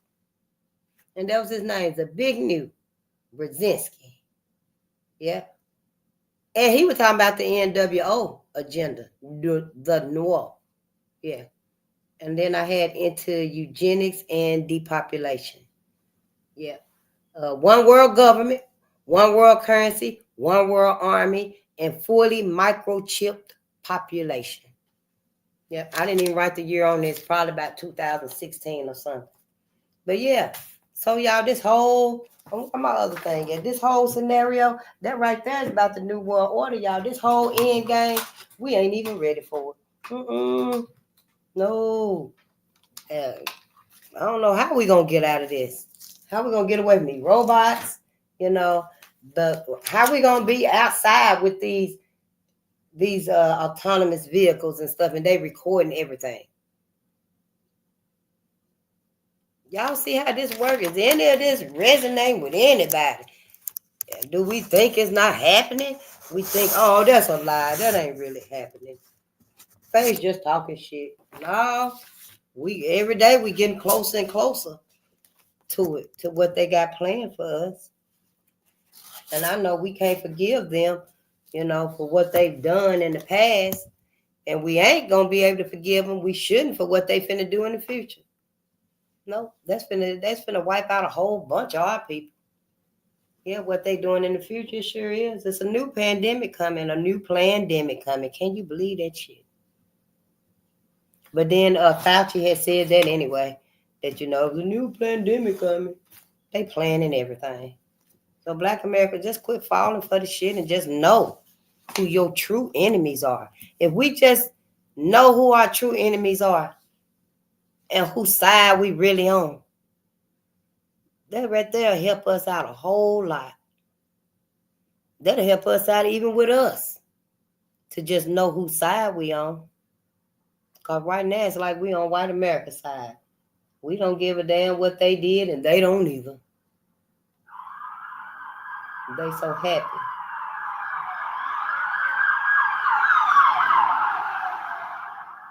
But he sounded like he was going fast, didn't he?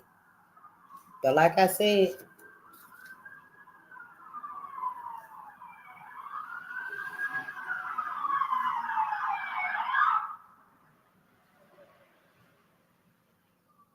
well, damn. But like I said, if anybody needs these flying vehicles, it's the emergency personnel. Yeah, put their ass in the flying cars.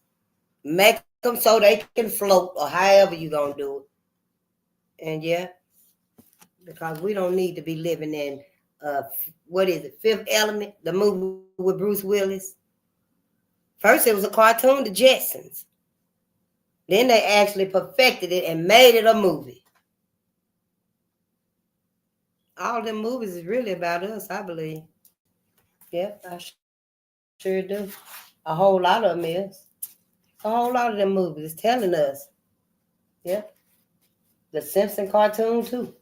I know they saying, oh, you got to watch The Simpsons. See what The Simpsons is saying for 2025. The Simpsons has been predicting everything that's going on. Ain't it strange how The Simpsons been predicting everything that's going on? How the hell is it predicting it when it was wrote? They said, then when it happened, people going to be like, darn, that's a coincidence. See, that's how they always stay a step ahead of us. Because we ain't thinking. We always thinking white America got our back. White America love us. White America faithful to us. They would never trick us. Malcolm told y'all ass 3 different ways. He said, you've been hoodwinked, bamboozled, and what else did he say? And a damn fool. Everybody done told us too many different ways what's going on. But yeah, we trapped. Black America's trapped. I was looking for something, but I don't see it. I was looking for something I had wrote down. I wanted to read it to y'all. But I don't know where it is, and I'm sleeping myself tonight too, y'all. I need to catch up on some sleep too. If y'all need to catch up on some sleep, please do. Because, honey, this is going to be a long healing. Yeah, it ain't going to happen overnight. Sure ain't. I'm already late to the fight. I've been thinking about how can I try to do a little bit more, But I can only do what I can do. 12 and 12. Yeah. Yeah, 12 and 12. That's going to be it. Now, I definitely cannot move midnight with the ancestors. Oh, honey, can you see us out there after we done learned about Jeff Brown and James Byrd and John Holiday and Henry Ruffin, them with Joe Ruffin's sons and stuff. The ones I was telling you they had beat them and killed them and threw both of them in the fire. And the next day they couldn't tell which one of them had the chain on their neck and which one of them had the rope on. Yeah, so we can't read that in the daytime and stuff, and then go out, Yeah, it'd be too much on us and stuff because it's really stressful, really strenuous to deal with that, and everybody keeping it hidden but us, about us. Everybody keeping it hidden away from us. They're not telling us who we really dealing with. That's why Dick Gregory said we got to study the people that's studying us so we can deal with them. We can't deal with them because we don't know. We believe in these lies that they done told us and stuff. Yeah, so, and that's what we got to do. I think I had somebody for us to watch too. Let me see, because them glasses hurt. I got to get my glasses fixed because that little thing fell off of them right there. But yeah.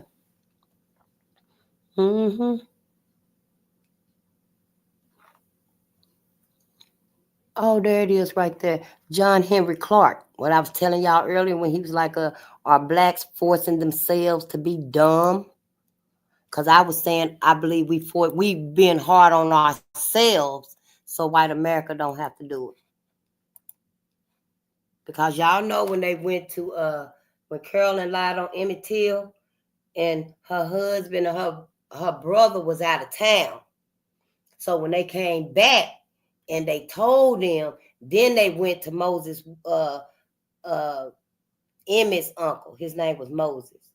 I'm thinking about the Moses that built that atmospheric water pressure machine. But his name was Moses too. So they went to Moses' house and they were like, "Where's the boy? We want the boy. We come for the boy." And he was like, "Oh no, I'll take care of it. I'll whip him real good." And they were like, "Oh no, we'll do it. We want him. We'll bring him back." And so they let him take Emmett. And the way I read the book I read and stuff said it wasn't no scuffle or no, they didn't put up no fight or nothing. Just like, okay, we'll bring him back. And they took that baby down there and tortured that baby and stuff. Yeah, then threw that 100-pound fan on him and put him in Tallahatchie. Put him in the Tallahatchie River. Yeah, that's what they did to Emmett Till. 14 years old. And then Carolyn Bryant talking about, "Oh, I lied." But she lived out her whole life in Kentucky somewhere, I think, with her son and her family and stuff down there. And nothing ever happened to her. In Black America, y'all think that black people is going to heaven where white people at and stuff. Yeah. You really gonna put Emmett in heaven with Carolyn Bryant and her demon husband and brother-in-law. All of our ancestors that suffered and was skinned, literally skinned, drugged behind cars and trucks. That was their main vehicle because they had the rifle in the back, remember? But y'all gonna keep them in heaven. Y'all gonna trap them in heaven for eternity with these same demons. Yeah, we different. We think differently. Because William Joseph Simmons formed the KKK in 1915. And that was after he seen the brutal lynching of Leo Frank. He witnessed. I don't know if he's seen it, witnessed, or just heard about it. And then he watched The Birth of a Nation. And that man revived the Ku Klux Klan in 1915. And he said, out of his own mouth, it's in the other book, Red Summer, right there. He said that he seen the Ku Klux Klan galloping across the sky in their hood on some horses across the sky. I mean, in the sky, across the sky. That's what he said. And, he revived the Ku Klux Klan because of that vision. And then with the lynching of Leo and the birth of a nation, and he, felt like that was his calling to do that. And he did. So, for me, yeah, I'll be going past heaven. Yeah, I can't even say I'm going to wave at y'all over there, or even try to come over there and help y'all and stuff, because you shouldn't have went in there. You shouldn't have went back there. And then yourself, Black America, that when they show and portray heaven, it's always got them gates, the pearly white gates. It even say it, the pearly white gates. Now, who you think behind them gates? Why you think he saw them men riding on horses? That was a lie. I know, it was in the book. It was in this book too. You got it in your Bible book, and I got it in this book right here. We both got books. But whose side are you on? See, I'm on my ancestor side. Yeah, I'm on my ancestor side right here. And I do not put them in heaven with these same monsters that did this to them. No, they in the afterlife where they happy and they safe. Ain't no gates in the afterlife. And it sure ain't no white folks up there. John Brown ain't even in the afterlife. He in heaven fighting with his white people to let y'all ass go behind the pearly white gates. Yeah. So let's watch this video right here. Because, honey, somebody got to start thinking.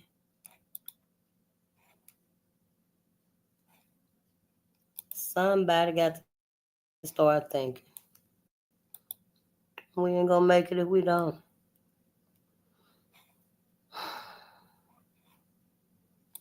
Mm-hmm. Listen. And that's one thing you have to get through your mind and keep it.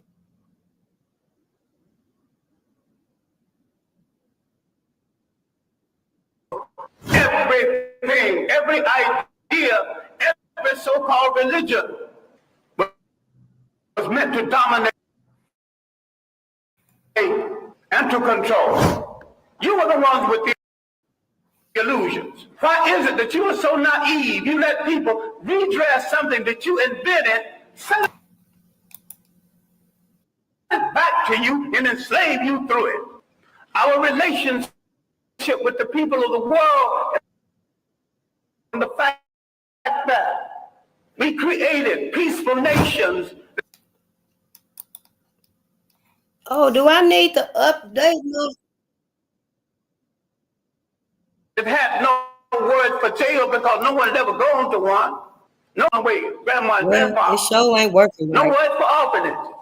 We did all of this, and over half of human civilization was over before we knew that a European was in the world. Before he wore a shoe or lived in a house that had a window. Now, Africa has always and still is the prize for the whole world. We have always been the prize because we have always had and still have something that other people won't, think they can't do without, and don't care to pay for. Because we have always been the prize, we have been under siege for over 3,000 years. The main thing imperialism did, slavery and imperialism, they removed African people from the respectful commentary of history. When they discovered you, they began to prey on you. And what we have to understand now, in the period of superior brainwashing, is there is no European answer for African problems. Either Africans find a solution to African problems, or there is no solution. And if you don't find a solution soon, you go back into slavery. Ooh. We have to stop all of this nonsense about who belongs to what religion when all of them were imposed on us in the first place. We stop all this fight between Muslims and Christians when neither one of the religions are doing them any good or moving them toward independence. All of them are handmaids of conquerors. All of them are religions of conquerors. We were naive when we accepted their interpretation of something that we had all along. I'm saying we need to take a good look at ourselves. I'm not talking about burning churches. I'm not talking about getting rid of religions. Understand me well. I am saying that every single thing that touches your life, religious, socially, and politically, must be an instrument of your liberation, or you must throw it into the ash can of history.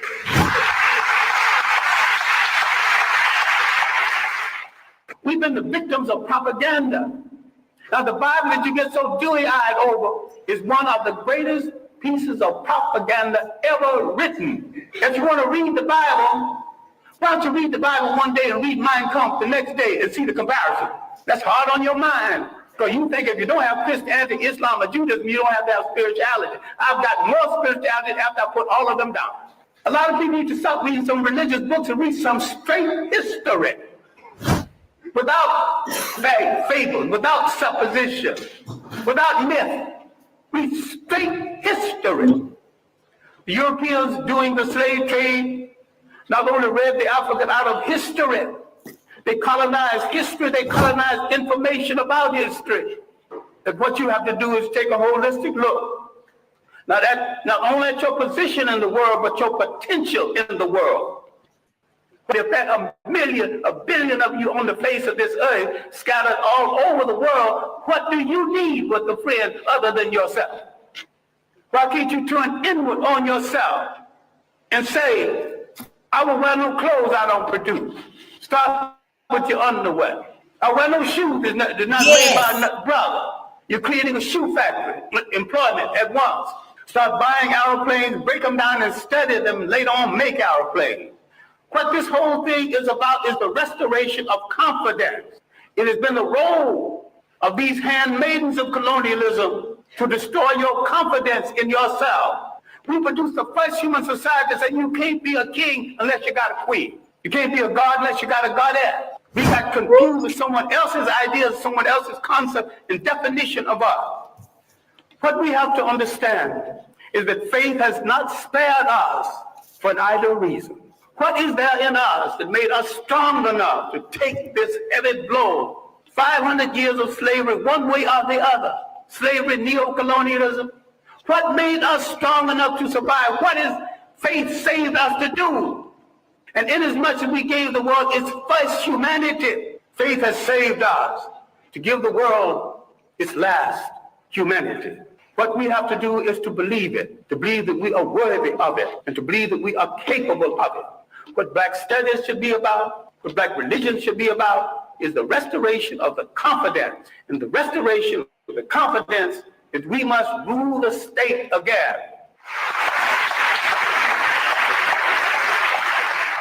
Then, in coordination with other African people throughout the world, we will give the world a new lease on life.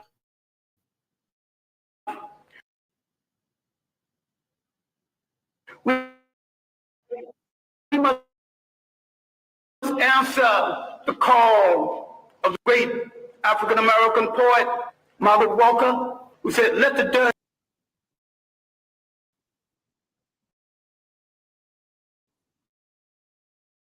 end. Let a new peace began. Let us write a new covenant for the freedom of ourselves in the world.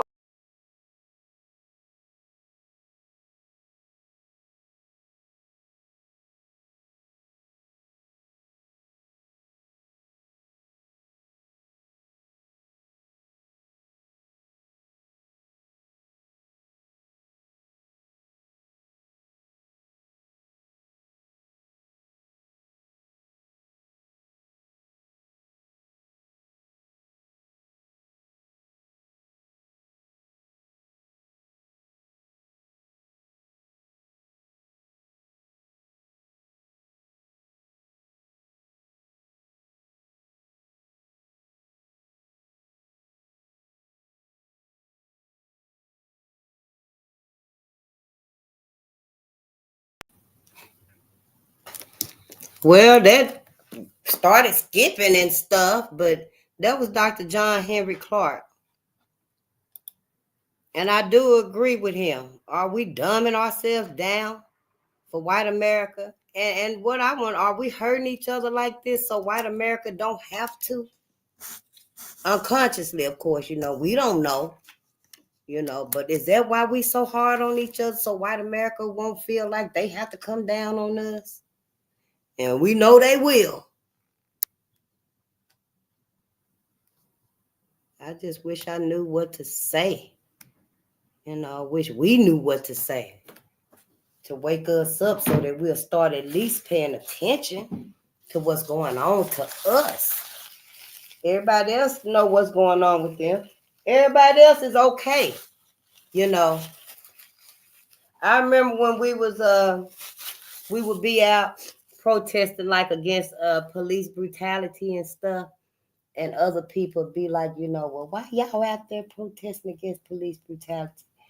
And it's like, you should be out here protesting against police brutality too. They not only killing just black folks, they killing everybody. You should be out here protesting for white folks, just like black folks is out here protesting for black folks. I know I was out there. We was out there for everybody. Everybody's out there for everybody. But now we got to be out there for ourselves. We got to do for us now. We just got to do for us now.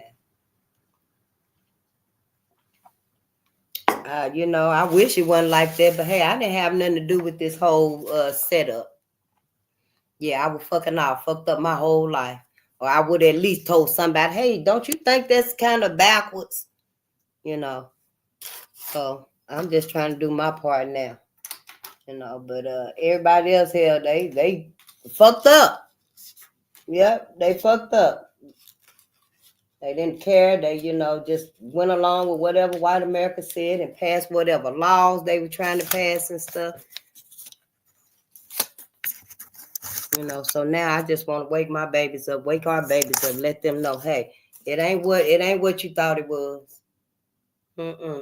Some of them can't even read and stuff, How we going? We got so much work to do. First thing we got to do is turn off the damn TV. You're going to have to start slow with them. Don't get mad at them because they don't want to look at it at first. Shit, your ass done had them looking at it here for the whole 3-4 years they've been alive. It'd be a little easier with the toddlers, some of them. And the little bitty babies for sure. But, the ones that can say, I don't want to watch that, you're going to have to go easy with them. Find some cartoonish stuff first. Maybe some short clips of some movies. And get them kind of used to watching different stuff. Black knowledgeable stuff. And then you be like, when you put the movie on, they'll know something about the movie because you done showed them some clips of it. They'll just see you watching them. When y'all spending quality time together, just be creative. Shit. Yeah, you know. I know that's right, Kay. And if it's not about my people, I'm not concerned with it. That's what I tell folks. Shit, I ain't got nothing to complain about if it ain't my people. Fuck them bills, that job, everything. I ain't got nothing to complain about if it ain't my people. So don't hell. Hell, I call them and be like, yeah, I need that extension on that bill. I damn sure will. I need that extension on that bill. Ain't no need complaining about it. Damn, my light bill extra high. It's so here, put a piece of tape over some of them light switches. So every time you go by, you won't be flicking it up. Maybe have you 2. One there and one there. One in each room. Possibly. I don't know how your house is. But all that complaining ain't doing us no good. This is what we should have been complaining about. What the hell happened to black people? What the hell happened to black people? Then people want to act like y'all got it so good together. If only y'all could unite. If y'all could just unite, y'all would be all right. But then don't want to tell us why we won't unite. I didn't know it was because of this. But I believe it is, honey. This is why we will not unite. We will not build no much more than we can. Like Dr. George DeGraw was saying, that white America said, that's all right, you can study and you can do this and you can do that. But you better not get to thinking you finna get reparations. That's kind of like it is, They like, yeah, y'all can come together a little bit and teach a little bit and stuff, You can even start teaching your kids at home because that ain't really made them come out the bag. You could build your tiny homes and stuff because, we got our community and our people. He got his lights on, ain't even got the motherfucking siren on, y'all. Let me see if I see his motherfucking. Well, who the fuck he sneaking up on? You hear his car going fast. Who the fuck he sneaking up on? See? Never mind. I digress. But this whole thing is just not sitting well with me. I feel it coming. It's like it's accelerating. What's going on and stuff. So much is being hidden, but so much is happening. It's so chaotic. Just like we don't never know what's finna happen from day to day, do we? Because I was telling y'all earlier, it's the fires in California, but I saw something that was talking about it's freezing cold in North Carolina. And I know where I'm at, we usually under 5-6 feet of snow, but it ain't no snow out here. I almost wish I could throw a potato out the backyard or onion out the window or something. It's like, yeah, we ain't got no snow. But hell, we wake up next week and we be under snow. The weather. Yeah, who was that said pay attention to the weather? Was it Farrakhan or somebody? And then we know they got that heart machine that's manipulating the weather too. That's one of the many agendas against us. And, I'm telling y'all, it's so many of them, so many projects and stuff. And I wrote them down. I wrote some of them down too. I sure did. because I wanted to look them up and see exactly what are they doing. What exactly can you do with this law, with this program or operation, like Project Bluebeam? Project Bluebeam gonna make y'all think Jesus coming out the sky. Gonna make y'all think it's you know, I was telling you about that in that big city where I saw on the side of the wall, and it was like a dolphin in the ocean, and the waves was coming up to the street. It looked so real, looked like the water was gonna just rush out into the road. And there was a dolphin and stuff, but that was art. That was art, right? But with Project Bluebeam, they gonna be able to make it seem like it's a Jesus right there in the sky. Yeah, might make you think you seeing aliens and stuff, extraterrestrials, and that. If you do see extraterrestrials, you tell them I want to talk to them. Don't be scared of them now, okay? Because we are not the only ones on this planet. I know y'all don't think we the only ones on this planet. We the only ones in this entire universe, this entire multiverse. We are in one universe of the multiverse. Yeah. Mm-hmm. So if you do think they got another thing coming, because honey, if I think I see an alien or gray or any one of them, then yeah, I got some questions. I got some motherfucking questions to ask, because somebody been insulted our intelligence this whole time. Yeah, sure will, honey. And yeah, it ain't good either. Sure ain't. We actually know the ones that's insulting our intelligence. Yeah. So it's like, it's going to be, Project Bluebeam. It's like a stimulation of a second coming. Yeah. And it's going to make it look like Jesus coming out the sky and stuff. And then people going to just be really just losing their mind and stuff. But it's just what they're going to present.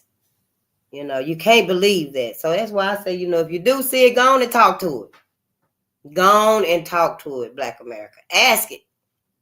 Yeah, ask it some questions. I bet it disappear. I bet you it's going to disappear. It's going to look like it's going to go back up in the sky because it can't say nothing. Sure ain't going to be able to say nothing. And all Black America, I'm going to be like, is that you? Well, come on down here because we got a few things to talk about. Yeah. They're going to be like, oh, shit, hell, we didn't expect that. Then, the HAARP that I was telling you about, the HAARP machine manipulates the weather.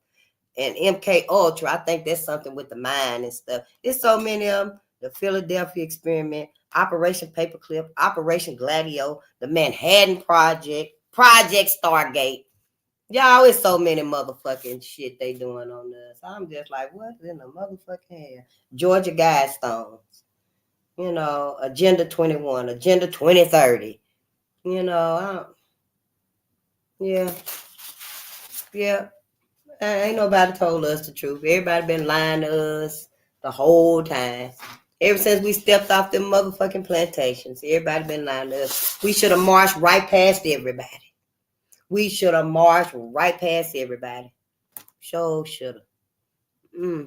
Honey, we should have. We should have told white folks, hell no, we don't want nothing you got. You keep this apple cider and this apple. Yeah, we sure should have. But see, we not like that. We very trusting, very forgiving, very trusting and forgiving people. We kind of gullible, but that's because we're a peaceful people. That's why the cosmos chose us to be harmonizers of this universe. Black people, melanated people. And if you notice all over the world, Black people ain't the aggressor. No, Black people are the victims wherever we go. Everybody else is the aggressor. And that's because everybody else got the mindset of white America. Yeah. Everybody else think like white America. Some of us think like white America with that dedicated ignorance, self-hate. That's what it's called, dedicated ignorance. Dr. Ray Hagen. We're going to watch him sometime. He coined it. Yeah, he gave it a professional term, if you will. Self-hate do sound like, something that is really, almost like immature speaking. But we know what it means. We know exactly what self-hate means. Somebody be like, oh, your self-hating ass. We know what it means. But when we be like, dedicated ignorance, we be like, oh, what that mean? You know, you dedicated to being ignorant. Yeah, it just made me feel sad for our people, though. Yeah, and then folks act like we don't even know. Yep. But honey, I tell them too, shit, mankind and humanity need to be saved. Yep. Only one person asked me about this stuff, but yeah, I'm here to save humanity. Yep, that's why I'm here. I'm here to save humanity. We done saved mankind over and over and over again. We done saved mankind even when we were slaves.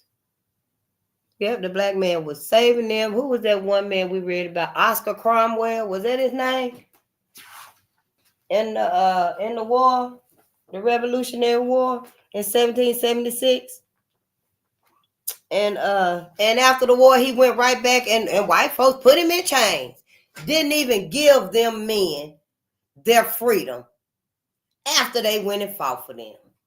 How motherfucking selfish can you be? White America. So the more I began to know how white America really is, I got less and less respect for her ass. All of them. Yep. I got less and less respect for white America the more that I learn. Yep, sure do. And see, I be around a lot of, white folks and stuff. I hear everybody around a lot of white folks and everybody else. If you're working, some of us don't work. Some of us have financial freedom where we don't have to mingle, But I do. Yep, I still have to mingle in with, society and stuff because I haven't reached financial freedom yet. I got personal freedom. Because of that book I read. That book I read gave me that final prompt that I needed. That's why I can read. I can read about this. Ain't nobody gonna tell me I can't. So okay. Not me. They can't even tell me I can't. No, honey, they better ban every book and they better make sure they put it in their trunk when they ban it. Because I'm going to go get that book. I'm going to read that book to my people and I'm going to tell us what we need to know. Now, ain't nobody going to sit here and tell me, no, Faze, you ain't finna do that. You ain't finna say that because go to hell and take white folks with you. You should have been telling your people what's going on. White America for all y'all love, Sabrina. You should have been telling black people, black America, what's going on. But see, everybody done lied to us. Everybody done manipulated our intelligence, acting like, that's why everybody feel like we fools. Everybody in the world feel like, damn, y'all still under white America. Why don't y'all ass just leave them? Do for yourself. Because we sick. We brainwashed. We really brainwashed. Maybe they was right. Shit, maybe black America do got Drapertonia. I don't think it's that. I think, black America just brainwashed, indoctrinated. But hell, so let's just see who ready to go. Let's just see who ready to go. That'll decide everything, y'all. We decide whose side we on, the ancestors or the clancestors. Who ready to go and who ready to stay. And that's going to decide right there. Yeah. Now, we ain't going to know if they really got Drapertonia or if they really just, fucked up in the head. But if they want to stay, we going to let them stay. That at least show us that we different. We ain't got the same mindset. We can see and envision freedom, and they can't. So, yeah, let's just find out. Let's just put it out there. Whose side are you on, black America? You got to choose. We can't, keep straddling the fence. Well, we love our ancestors so much, but we need white folks in our life. Got one leg over here and the other leg over there and stuff. But we need white America in our life. So, no, we don't. I promise you, we do not need white America like that. White America, they ain't doing nothing but building up anti-life stuff. Everything they building up is anti-life. I ain't interested in none of it. None of it. And y'all probably ain't either. Yeah, when you think about it, it really ain't got nothing beneficial to it. Sure don't. I can't think of one thing. Put it in the chat. One thing. Yeah. I see. I can't think of nothing either. I know our babies know. Our babies know. And I don't know how some of them you ain't even got to tell them. They just feel it. It resonate with them.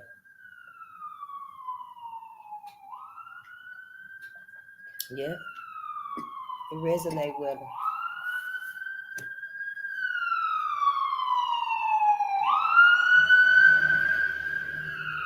Yeah, and they so smart, y'all. I can't get over it. I can't wait.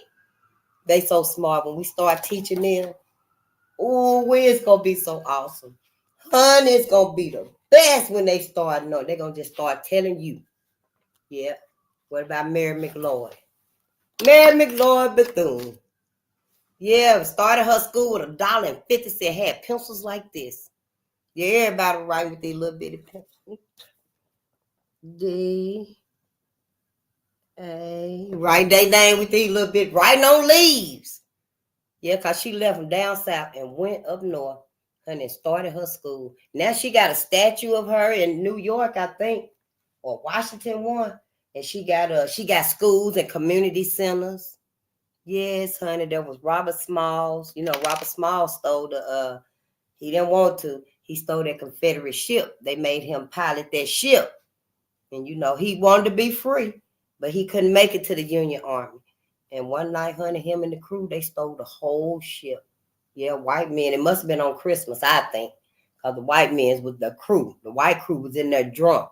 And they all just walked outside and stuff. And once they were asleep, brother and them was like, let's go. This is it. Yeah, he didn't want to do it, though. I know it just broke their heart. Man, why we got to man this ship and take these motherfuckers over here to kill our people?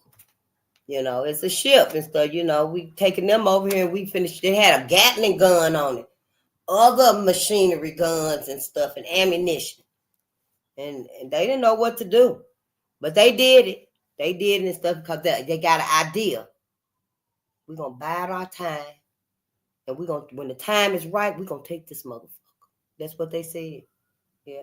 And that's what they did. I think it was a Christmas night. Everybody got drunk. All the people, all the captains on the boat must have got drunk. The other boats too must have got drunk or something because when they walked out and stuff and just fell out in the house, the little cabin, and left that ship out there, Robert and them were like, it's on, honey. And they took off. Sure did. And it was kind of funny though, because the white men was in the cabin and stuff and they was asleep, but it got cold in there. I don't know. I guess a gust of wind must have came in or something. And they were like, Bobby, calling Robert and stuff, but he didn't answer. You know, he did not answer. And then he stirred a little bit and he called him again, Bobby. Because the one that he called usually come. They usually come right away, you know, when the white man called him and stuff. But they didn't come. And honey, he sat up and got to looking around and stuff. But he didn't see none of the black crew. Everybody was on the ship. Everybody was on the ship. And they were leaving. And honey, he called everybody and stuff. But they didn't see the captain. He was thinking, well, at least the captain is on the ship. But then the captain was at the back. He was drunk, honey, calling hogs, cows, pigs, horses, giraffes, elephants, whales, everything that they done killed. Pets of the world, majestic pets of the world.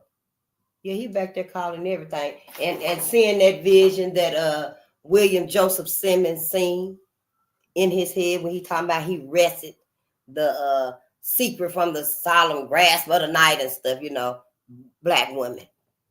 The captain was back there dreaming, calling all them animals, seeing himself attack and rape black women because that's what they did. But when his ass woke up and stuff, honey, and they were like, where's the ship? And the captain was the one that seen it. The ship is gone. And honey, they got to getting up and say, oh shit, they got the ship. But all the brothers was on the ship, y'all. And they were going to the Union Army to safety, to freedom. Yeah. And all the white men and stuff, they went out and got on another little boat. They were behind them, but they couldn't catch up with them. They were too far gone. Yeah, because they were going full speed ahead. And the Union Army was on the other side, and they were like, hold up. Because, you know, they were ready. Yeah, it wasn't no relaxing and partying and stuff for them. Yeah, because they probably was expecting a surprise attack or something, but they were ready. Ooh, it's sirens everywhere tonight, ain't it? Everybody got this mentality right here. Everybody out there acting like the white man, but he acting like he calm, cool, collective, and the most sacred, safe savior in America. Yeah, that's what's done happened. But the Union Army and stuff, they were like, hold up, is that the Confederate ship coming full speed ahead? Oh shit, boys, it's time. It was a surprise attack, but they only seen the one ship. So they were like, man the back. Keep your eyes on the prize, Yeah, man the back. Keep your eyes around and stuff. But it was just that one ship because they were robbing them. And they were getting ready. But then, they were like, oh, wait a minute, just one ship and stuff. And then they seen the little white flag waving and stuff. They had found something on the ship, and it was from the crew.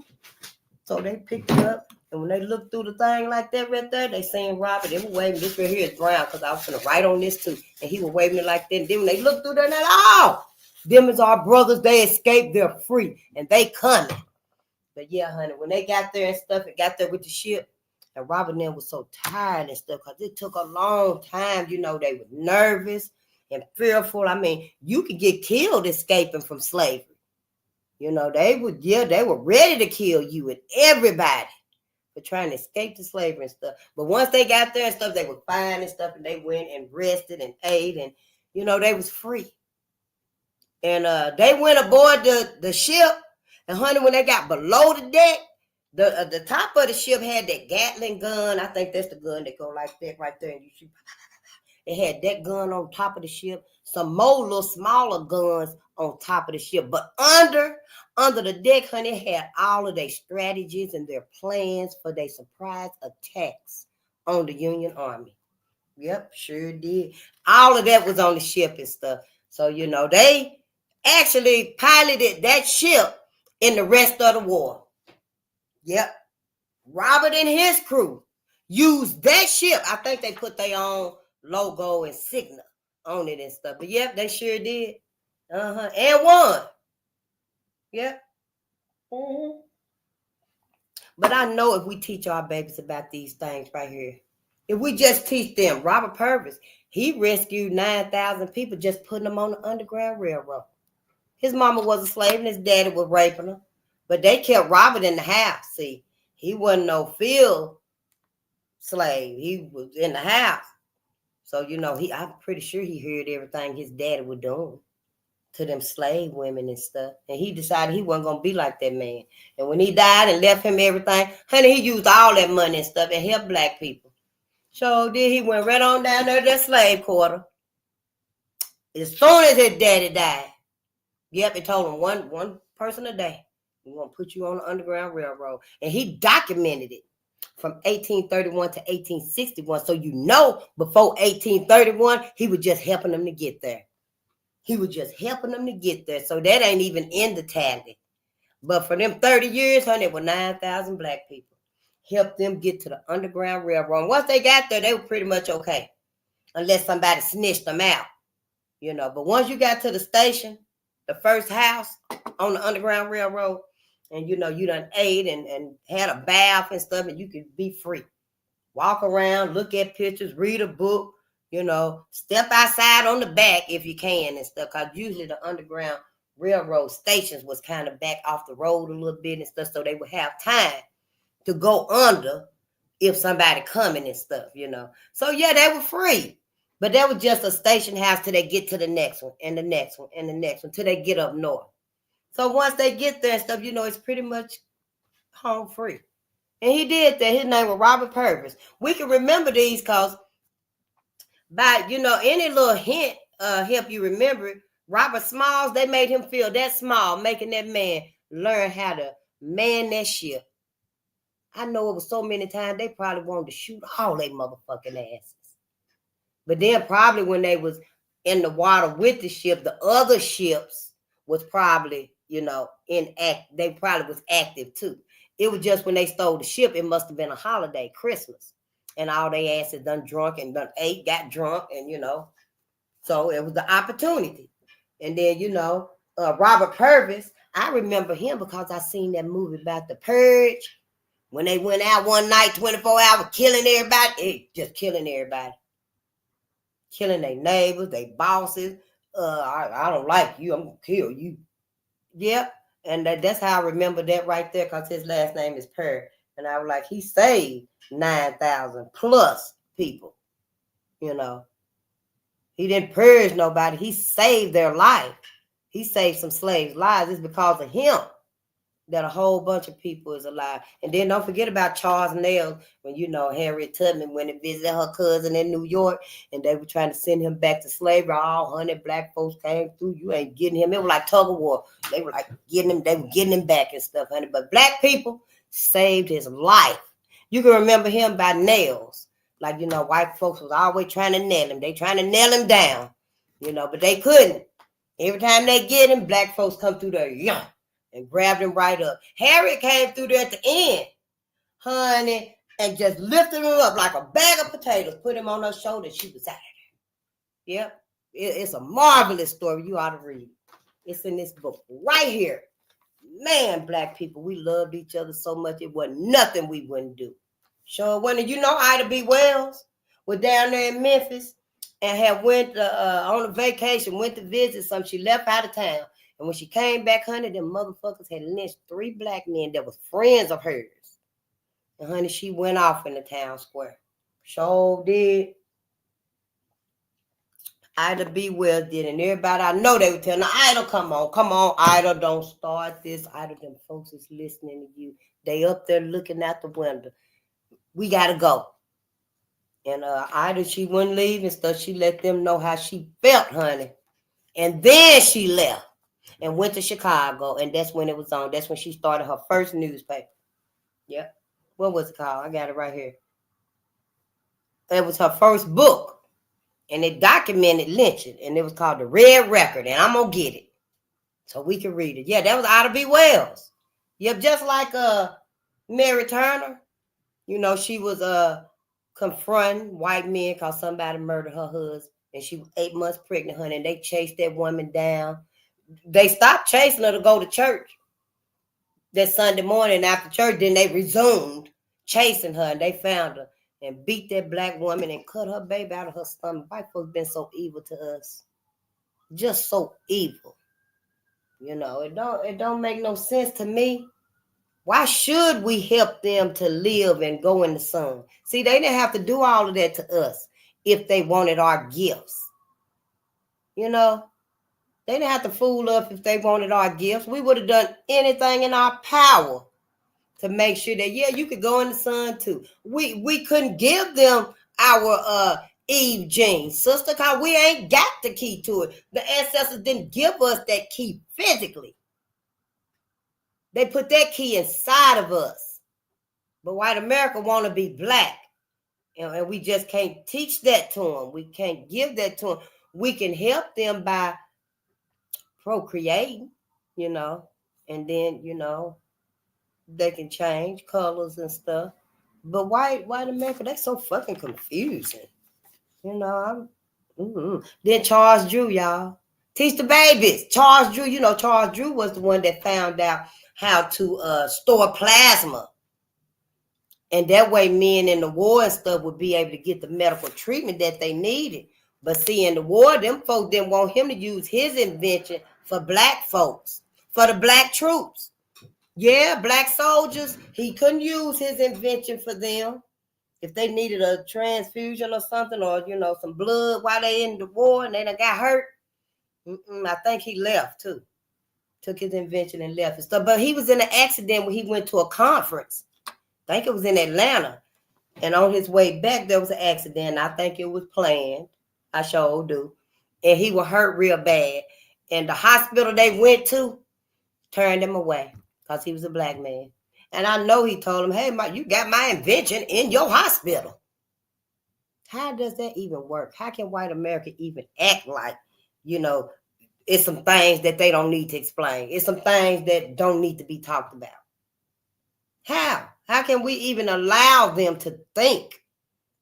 I know they wasn't here. We wasn't either. But we still hurting. They ain't healed either. I mean, shit, if we going to still be around them, don't you think Black America, we need to be trying to assess their sanity. Something like that. Yeah, we need to be assessing their sanity. Are their asses crazy? Well, we need to be trying to do something. We can't just let them keep making the decision and calling the shots all the time.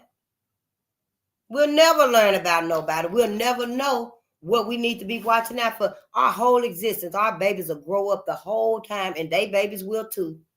Oh, that Tyrone, don't you go nowhere with Tyrone. You stay away from Tyrone. Instead of knowing that this whole thing is orchestrated, this whole thing, the system of white supremacy / racism. Oh, honey, it never stops. Show don't Neely Fuller said it runs 24 hours a day, 7 days a week, 365 days a year. Yep, it don't never stop. And we can't either. It's about us. It's running on us. Everybody know that white supremacy / racism is about us because it's running over us. And everybody ain't got no problem holding us down like this so it can run. So, we need to quit lying to ourselves about what everybody else is doing and what everybody else is, whose side they on. We need to just stop it. We really do, Black America. I don't hate y'all. I do not even dislike y'all. I love my people and stuff. I see anybody looking at me sideways. Oh, sister, you look just like Marianne Anderson. Why are you looking at me like that? Why are you mad at me?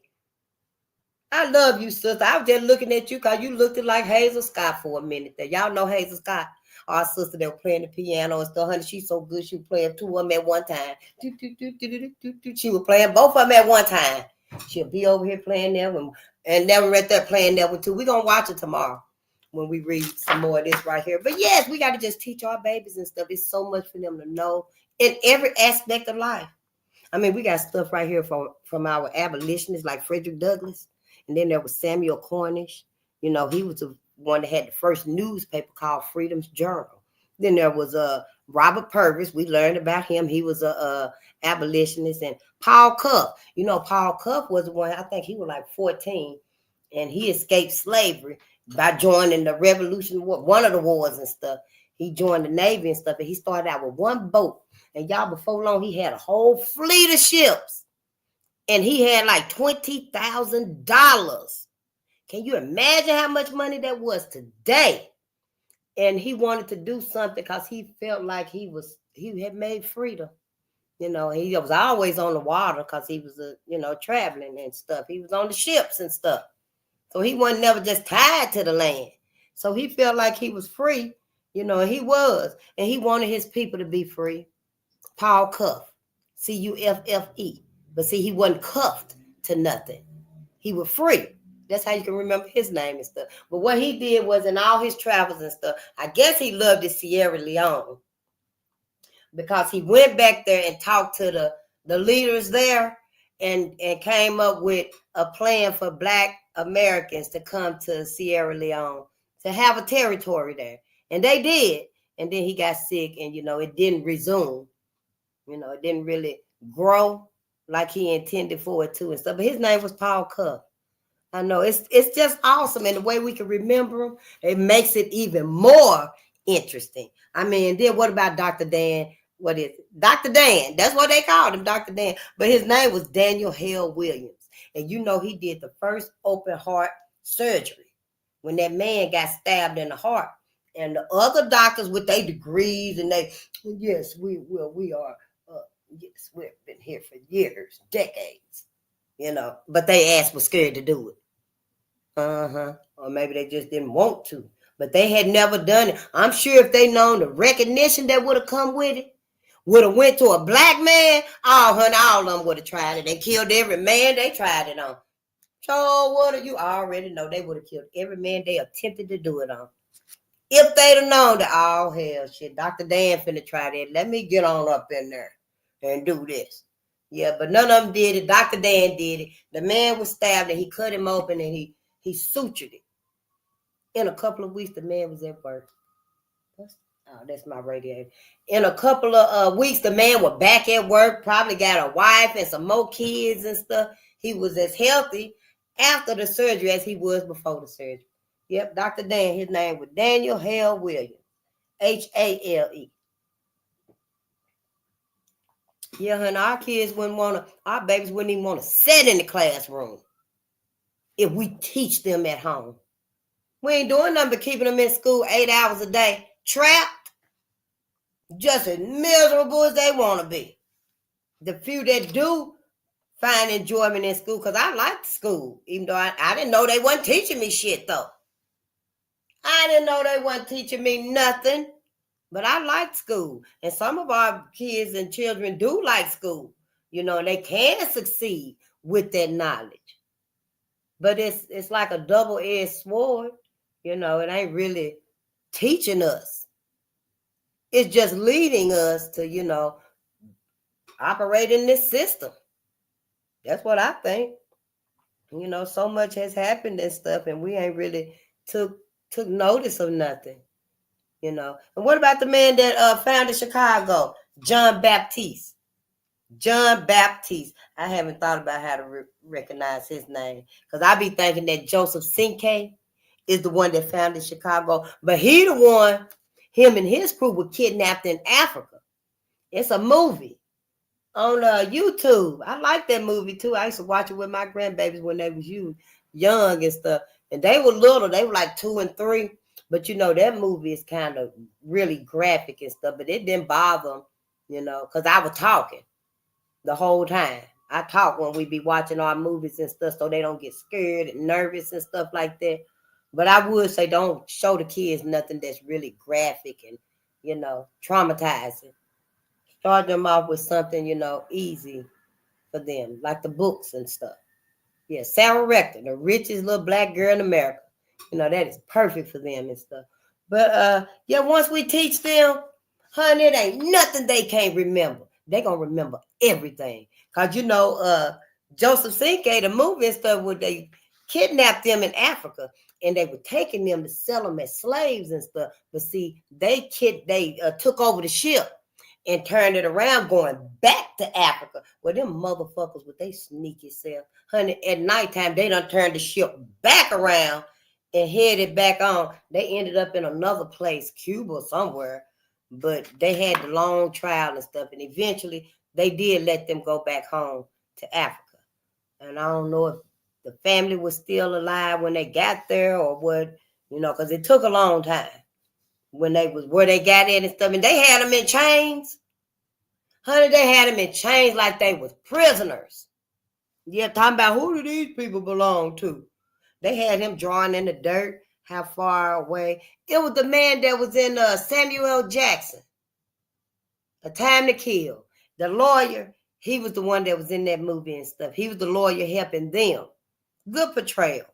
But yeah, they had them in chains and stuff. Actually, just crazy and stuff. I think we all need to, just it's time to go. Yeah, it's time to go. Just like Pap said, it's time to go. We leaving. Yeah. So many of us and stuff. Oh, during the war, the Revolutionary War, there was William Flora, who held off the British troops at the Battle of Great Bridge by himself. And then after that, they went and put him back in chains and stuff.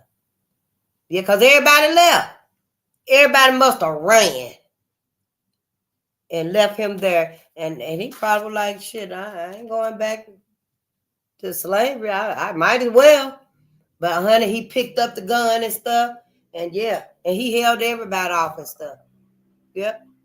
Because I don't have here that he was killed or nothing. If I do, I'll update it right here. So when I read it and tell it about it. But his name is William Flora. Flora. There was Oliver Cromwell. Oh, that's who I was thinking about. He was a Revolutionary War soldier on Christmas night, y'all. Yep, in 1776. And we were still slaves then. Black people were. He crossed the Delaware River in a surprise attack on British troops. He lived to be 100 years old, and they would pay him like $96 a year. But just think about that. He crossed the Delaware River in a surprise attack with white folks. And then they took him and put him back in chains after the attack. 1776. We were still slaves for what, another 100 years? To 1870, 1865. Might as well. I don't see how white America even fixed their mouth to say, oh, we love y'all. We love you. I don't even see how we can let them. You know, then there was Prince Whipple. Prince Whipple was the young man. He was a African. He was wealthy too. He was like a prince in Africa. His family was really wealthy, and they sent him to America for some education, and they kidnapped him. Yeah, they kidnapped Prince Whipple. That was his name. Yeah, but he joined the Revolutionary War and got his freedom back. That's how he got his freedom back. And the other Whipple was William Whipple, and he helped his mother's people. Yeah. I didn't write how he did that and stuff, but he helped his mother people. There were two Whipples. They were different men, though. Frederick Jones invented the refrigerator in 1938. Yeah, which saved lives in World War II because it helped to store the blood and medicine and stuff. You know, there's so many things. We got writers on here and Civil War Medal of Honor. You know, it was like 22, 23 black men that won the Medal of Honor in the Civil War. Yes, it was. And the Navy Medal of Honor, it's like 9 men, black men. Yes, us. See, we done built up everything here. Everything that white America is building up, honey, it ain't even pro-life. I still can't think of one thing that they done built up recently. That's pro-life. Everything seems like it's just anti-life for us, to me. I mean, maybe y'all feel like, yeah, we can make it to the hospital faster in these flying cars.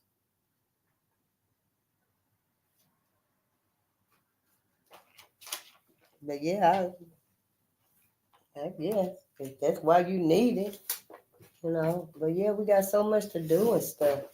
I know I'm tired. I know y'all tired too. I ain't even gonna get into singing and gratitude and stuff because I will. But we gonna read a little bit tonight anyway.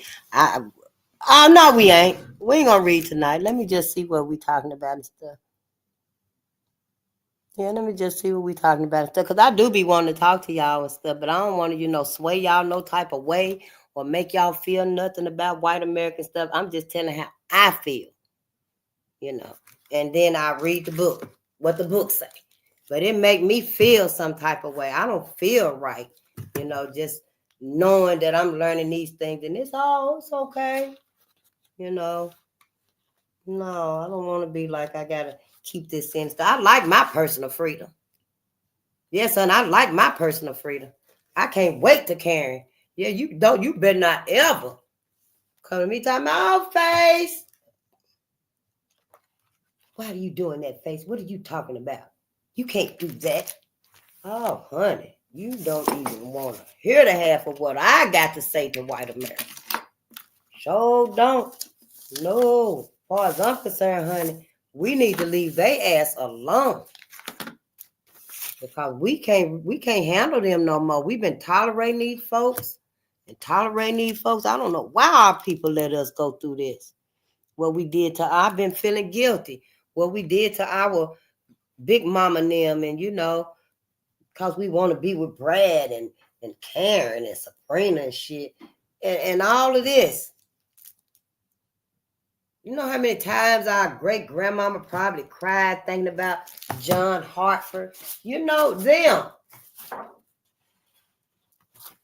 John Hartfield, Jeff Brown, Jesse Thornton.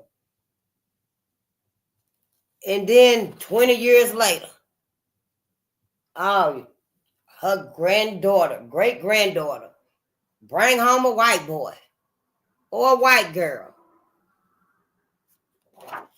And all of a sudden, we got to stop talking about it.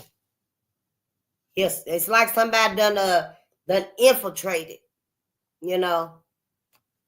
And that's what we did. We started mingling and marrying. And when we did that, it cut off everything that we needed healing from.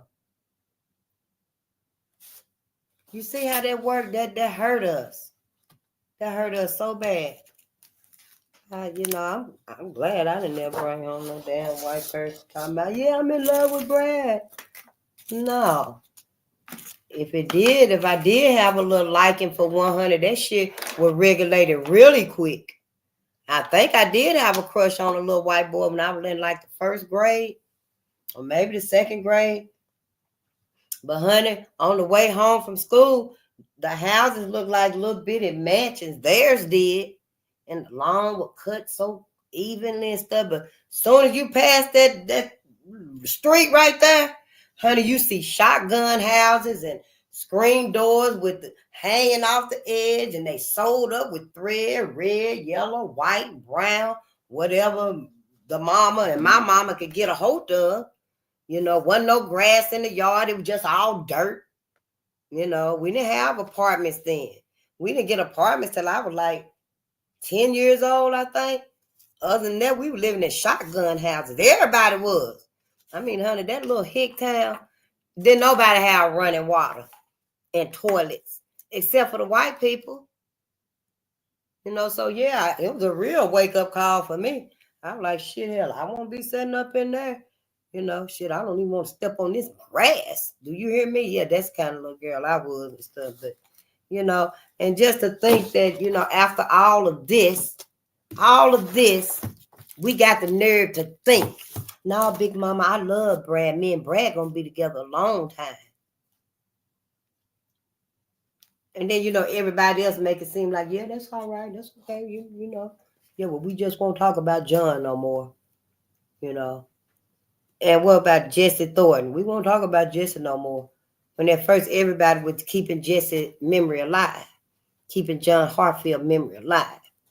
Jesse Thornton, they lynched him because he wouldn't say yes, sir, to a white man. A whole grown man got to say yes, sir, to another grown man. That really ain't a man. But, yeah, they lynched him.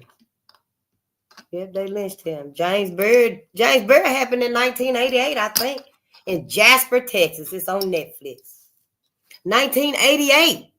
They lynched that man. He just caught a ride home with him and stuff, with the white men. Yeah, and they pulled into this little grassy area right here. And I guess he thought, yeah, we're going to drink a little beer. It's all right, just on the way home and stuff. And maybe they got to drinking and stuff, and then they started attacking him, taunting him, and stuff. Oh, he knew it, honey. They had him attached to that truck after they beat him up.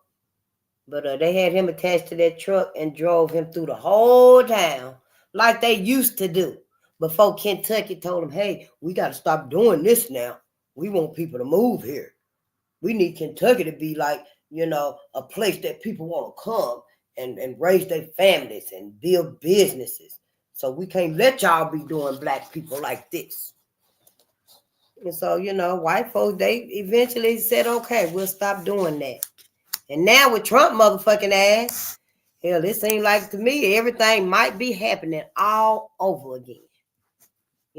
It's like we keep thinking this mentality is healed, but it ain't no more healed than ours is.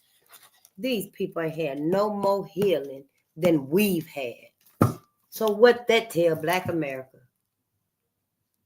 And then we know that if the circumstances is right, if the situation is right, history will repeat itself. Didn't we just hear brother say that black folks is leading themselves back into slavery if we don't wake up?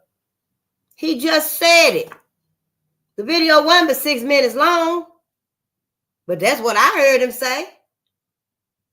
If we don't wake up, and I was just telling y'all the other day and stuff, it's going to be some motherfucker out here going to be like, well, bring slavery back. They've never been worth it. Ever since they've been out here and be free, we let them off them plantations. They ain't done nothing but been dangerous, savages, super predator, beasts. what they taught us to be, what they projected on us. So, honey, as soon as we stepped off them plantations, we should have gave their ass that apple and that apple cider back and said, fuck all of y'all motherfuckers. We should have turned up the heat right then and there. But then, the master was saying, oh, well, black man, he was crying, and the missus was crying because she was holding that baby on her hip. That's all I'm saying about her and that baby. She was holding that baby, and they were like, if you stay, we'll pay you more. We'll take care of you. I never was really mean to you like some of the other masters was. But if you stay, I'll pay you to work the land, and you can have the slave quarter again, and it'll be yours. And some black folks did it. Said, okay, master, we'll do. Oh, you don't have to call me master now, Mr. Terry. Mr. Jerry. You call me Mr. Jerry now. Well, all right, Mr. Jerry. I'll take the law. And they go back to their slave quarter. Yeah. And that was what? Sharecropping. Ain't that what they called it? Got ripped the fuck off every time a crop came up. Every time a sprout came up in that field. They were just robbing them. Black people never did get nowhere sharecropping because they owed all the money to the master. Think about it, once you done paid him for the tools, the stuff you need for the crops and stuff. And then when you think you finna get paid, oh, what you do owe me for the seeds and for the mural. And don't forget the clothes and the groceries you bought through the year and through the month. It left black people with nothing. We always, white people always been insincere with us. That's why I don't see why we don't understand it, why we not even getting this. Every day I go out and stuff, now that I done started reading and stuff, it's like, dang, do we need to put this on with a megaphone, a speakerphone, a megaphone? Because as much as we need to learn this, we got to learn this too. We can't have one without the other. We're going to have to learn the good, the bad, the ugly, the savage, and the ravishedness. And yeah, it's going to be white America because they the ones that did it. Now, everybody else, they had a hand in it. I'm pretty sure them little verses, I should have at least wrote one or two of them down. They was here. They was here in America. I'm just going to give y'all one of them, and then I'm finna go because I'm tired too. I just want to give y'all one of them, and then, yeah, what it was. See, like the Treaty of Guadalupe Hidalgo, 1848, granted United States citizens to all Mexicans residing in the United States territory and made them white. And then the other one is some Latinos and Asian civil rights cases that paved the way for the Civil Rights Act of 1964. Where were they at when we were going through all that stuff in the 60s? Where were people at during these times when we could have needed them? Asian civil rights cases, Chai Lung versus Freeman in 1875. When we were being slaughtered and stuff, where were people? United States versus Wong Kim Ark in 1898. I got to learn the chronological order. I'm going to need you to get your channel. Really. I mean, during World War II, the Asian American Regimental Combat Unit became the most decorated unit in United States history, which opened a lot of doors for them. And that was in World War II. I'm just, where was all these people at when we needed them? I'm kind of like a little perplexed tonight. Yeah, I know. Can you tell? So, yeah, I just need us to get all our classes, get all our platforms, however you want to call it. Get your platform. If you real good in math, please get yours within the next few days if you can. Get us another reading channel. We need all the channels we can get, y'all. Get your cooking channel. If you like to cook and stuff, you like to clean and stuff, get your channel so we can tune in to other stuff. Help us get off of this white media and stuff, so we can start focusing on us. And in between you cooking and cleaning and stuff, just have a book with you, you know, and just turn around and talk to us every few minutes. Read us a chapter or something, you know, and we'll be there, you know, and put all your products and your merchandise on there, your cups. Put all your cups and stuff on there so we can buy stuff. Your teas and stuff that you got. You got teas and candles and stuff. Put all your stuff on your channel so we can buy our stuff. You know, like Dr. John Henry Clark was saying, so we can be there for each other now. Because we got to become, we got to have personal freedom and financial freedom. Black America. We got to do this for us, for our babies and stuff. Just like everybody worried about themselves, let's be worried about us and stuff. And the same way we keeping our money. Do you know at one time Black Americans was the only one? We kept a dollar in our community longer than anybody. I think it was like 11 days. We kept $1 in our community for like 11 days. Might have been more than that, longer than that. But I know it was the longest that anybody kept a dollar. Now, honey, we can't even keep a dollar in our pocket 10 minutes. We looking for some change for the tax so we can go buy whatever we're going to buy. So we got a lot of work to do. But yeah, I just want to say, you know, while we keeping our money to us, let's keep us to us. Let's have Black babies. I know. You love who you love and stuff, but just know who you loving. Just know who you love in Black America. But yeah, let's have Black babies. We need Black babies. Everybody trying to lessen our babies. They trying to lessen our people. Because white folks trying to exterminate us. Just tell it like it is. White folks the ones want to exterminate us. That I can see. If it's somebody else, tell me. You know. And let's just have Black babies. That's what we need. We need to live. Yeah. Yeah.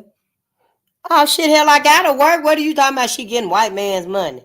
Shit, hell, I work. Hell, I was working before I got here. I'm going to be working until I am financially free. You should be too. Shit, if you already financially free, then shit, hell, tell us. But yeah, we all got some work to do. And it ain't for white America no more. So yeah, you know, y'all got some things to ask yourself, country boy, honey, whose side is you on? And if it ain't Black America, then you need to probably find you another place to sit at and talk. Yep, sure do, honey. We ain't got to catch up with white folks, honey. We need to catch up with us.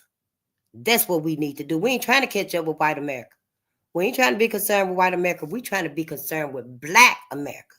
But we need to know what happened to Black America with white America. See, don't get it twisted now. We got to study their asses just like they've been studying us. But the thing is, we got to get from under them. We can't remain under white America the whole time. We got to start doing for Black people. We got to start living for Black people, studying for Black people. See, y'all with that old bullshit and stuff want to say, oh, this and this and this, but you're comfortable keeping your asses under white America because you know you're going to have to confront white America. You know, Black man, you're going to have to confront your white friends or lay down like the dog that they want you to be. So don't come up in here with that bullshit, Black woman. Your ass gonna have to let the white woman know you know everything she done did. So yeah, don't come up in here with that, honey, because are you ready to tell Karen that you know what she did? Are you ready to tell Karen and Brad and Ken that you need some answers? You ready to ask their ass, have they healed? Are you? No, I don't think you are. So don't come up in here with your brashness. Yeah, you better take them nuts on somewhere else, honey. Because now we don't hate each other up in here. We know what we got to do up in here. We ain't each other's enemies. No, if you ain't on our side up in here, if you ain't on our ancestors' side, then you need to go. But you need to know ain't nobody coming for you. You take your ass on over there if you want to. You gonna be there. You're gonna be there. This is it. We ain't excusing white America. We ain't trying to hang on to white America. And we not trying to stay up under white America. Black America is trying to do for us now. We trying to make sure our lineage live on. Y'all asses want to be with white America, go be with them. But you're not going to come over here where we at talking about, oh, you getting the white man money, you getting this, you getting that. Because all of y'all asses probably knew everything that's done happened. But you done sit on your asses all this time because you're so friendly. Oh, Brad. Yeah, Ken, man. Come on, man. Let's go get some hoes. Oh, come on, man. Let's go do this. Let's go get down. And don't forget all about you, people. I did too. Oh, yeah. Yeah, I went in with him like that. You know, shit, because hell, I already know shit. I don't want their ass around me, shit. But yeah, I would put to sleep too. Sure was, honey. But I bet you one thing. When I did wake up, when I was made aware of what I need to be focused on, ain't you or nobody else finna come up in here with that bullshit. You can see me outside and you ain't finna come to me with that bullshit. You better go over there and suck on something with Miss Kathy and them. Yeah, go over there and talk to them. Pacify yourself with them so they don't get down on you. Because, honey, that's who trying to hurt you. Ain't no hurt over here. No, y'all better find out whose side y'all on, Black America. Yeah, shit, don't get your panties all in a bunch and get mad and shit about white people. They don't give a fuck about you. They do not give a fuck about you, honey. Sure don't. So don't come up in here with your bullshit. Go defend white folks to people who care. Up in here, you either gonna be focused or you need to get gone. And that's all I got to say, honey. Yeah, but peace to y'all. And I love y'all too. I know him. We didn't even get to read tonight. But maybe we'll read tomorrow. Because you know how it be and stuff. I'm just, I just been thinking and stuff. And it's just so much going on, y'all. We just got to get to work. I don't know. As soon as y'all get y'all channel, let me know. Brother, I did send a message to your channel and stuff. Because I subscribed to you 100. How you say your name? Black Ray L or something like that. You know who I'm talking about, but I sent you a message and stuff. And we should connect. Because sometimes when I'm tired, shit, my voice getting hoarse now, I think I'm out of water. Then you can read. All of y'all can read here. We need to read. We need to be learning. What else y'all finna do?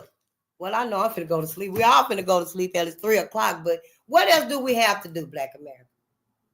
We here going out here working our asses off for these damn folks all day. We ain't supposed to be doing all of that. We supposed to be creating, building, buying from us. That's what we supposed to do. Not working 2, 3 damn jobs. Barely having time for our family. Barely having time for us.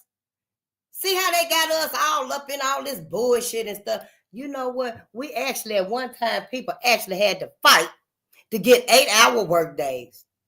That's called white America. Work y'all ass to sun up to sundown. Or work you to, Dr. George DeGrasse said that, what was the man that was it? Thomas Jefferson worked the slave man till his muscle came apart from the bone. They will work our asses till we can't work no more. But we supposed to be working for each other. We supposed to be working for ourselves. What do you need that I can provide? See? That's what we're supposed to be doing, creating and building for us. And I told you that for the new world coming up, it's going to be our babies, our kids, our children, our godren. It's going to be them that create the tools, the resources that we're going to need, in the new world. Everything that white America is building, hell, everything that everybody's building, it ain't going to help us in the new world, y'all.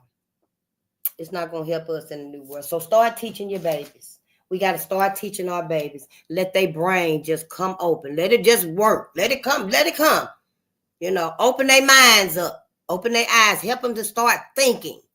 Because they very creative. We know we got some very creative kids. We just can't, let them be. We can't. We got to help them. They so creative. We seen today Julian Brown, our brother, making gasoline out of plastic. We seen the video today. Who do we think is going to have resources for us? Look at here. Our ancestors.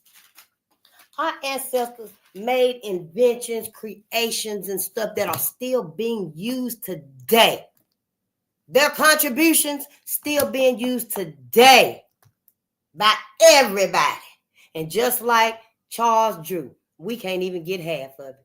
We can't even, can we get a little help from the NAACP? Ain't it supposed to be ours? Can we get a little help from it? The Urban League, can we get a little help from it? That is ours. The Urban League was created by Black people. The NAACP was, that came about because I think it was all the men at the Niagara movement with Booker T. Washington and all of them stuff. Well, it had been a lynching, and all the Black men was at the meeting. And it might have been some Black women there too, because Mary White Overton had her ass there, the white lady, and she was taking notes and stuff. And after the meeting, her ass went back to her white people, her white brothers and stuff, and they were talking about it and stuff. Then they created the NAACP, and there you have it, the National Advancement of Colored People and stuff. And then she went and asked Booker T. Washington and W.B. Du Bois and them, will y'all come and run this organization right here, and you'll be the face of it, and it'll be yours for your people. And so the Niagara movement was no more, and the NAACP is what we see today.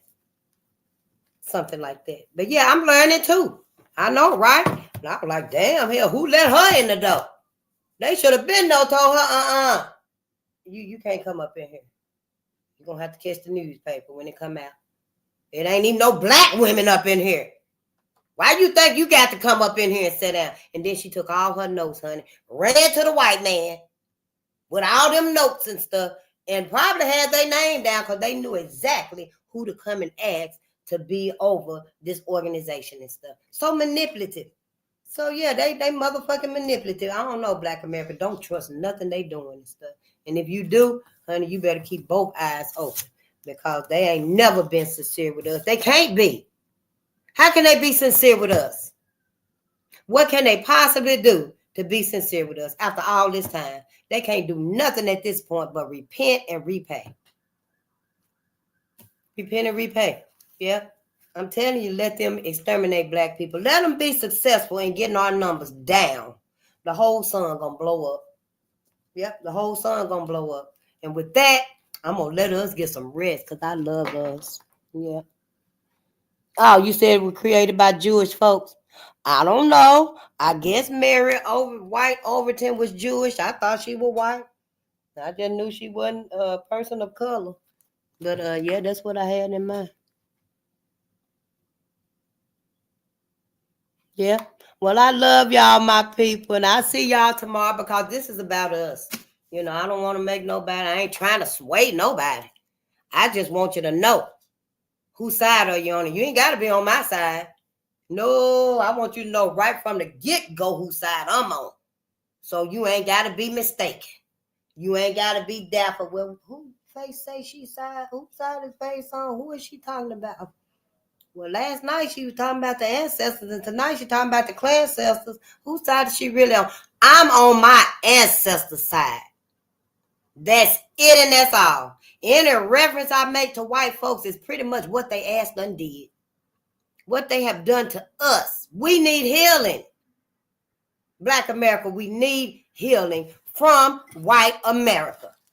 You are not my enemy, Black man. I love the Black man, honey. I sure do shit. Shout out to the Black man just because. Just because. I ain't got to have no reason. Shit, hell, I'm his mama. Why I got to have a reason? Why the Black woman got to have a reason to give a shout out to the Black man, to love the Black man? Why we got to have a reason? Don't make no sense. See, white folks done fucked our mind up. We better get away from them. We better get away from them. And my sister, you not my enemy either. I love you, my sister, honey. And I just want to let you know, ain't nobody coming to get you if you get trapped in that house with that white man and stuff. You're going to have to meet us halfway. Yeah. You're going to have to meet somebody halfway. Yeah. But I love y'all, and I see y'all tomorrow. Peace and power to the people. Oh, I reached out to the NAACP about my situation on a racist acts against me, and they were no help. No, they wasn't no help. They were there to stop the Niagara movement. See, I be thinking everything that they have given us is because they knew we would succeed in what we already had that we created. Like during the Montgomery bus boycott, they seen us getting to where we need to go by ourselves, helping each other. 100 black people were walking in the rain, walking in the sun with the book like this right here, because the sun was just beating down on us. Everybody walking like this right here. Some of us were walking like this. Some of us were walking like this right here. And white folk were like, oh shit, they doing for themselves. We started carpooling anybody, all of us. Yeah. If you need a ride somewhere, call Sister Face. You know. Yeah. And we were doing that for each other and stuff. And white folk were like, oh no, hell, let them on the bus. Let their asses on the bus. They can sit anywhere they want. They can even drive the bus. So they did that. So we would give up transportation for ourselves. Everything they've done. They knew that once we jumped in it, we real sincere. We were going to be sincere with it, and we was. We forgot about everything we were creating for ourselves. That's why we ain't never got nowhere. And the reason why we won't get nowhere is because of this. So we ain't got to keep worrying now why Black America won't come together. We know why. I don't know when I'm going to tell y'all can share these lives and stuff. I don't know. This for us for right now, I guess. But that's why Black America will not come together, because of white America. We're afraid what white America going to do. I know everybody don't want to say it. Everybody going to be mad as hell. Oh, you saying we cowards? Yeah. I'm saying everybody's cowards. When you got to confront white America, the white woman and the white man, Black America is cowards. We scared. We don't want to do it. No, we don't want to do it. But we got to do it. Ain't no fear in us. Ain't that what your Bible say? God did not make no fear in our heart. Didn't put fear in our heart. And he didn't. We done survived too much from these people. Hell, it ain't like they can fly. What can they do to you physically that you can't do back? Let's be honest. What can they do to you physically that you can't do back? Nothing.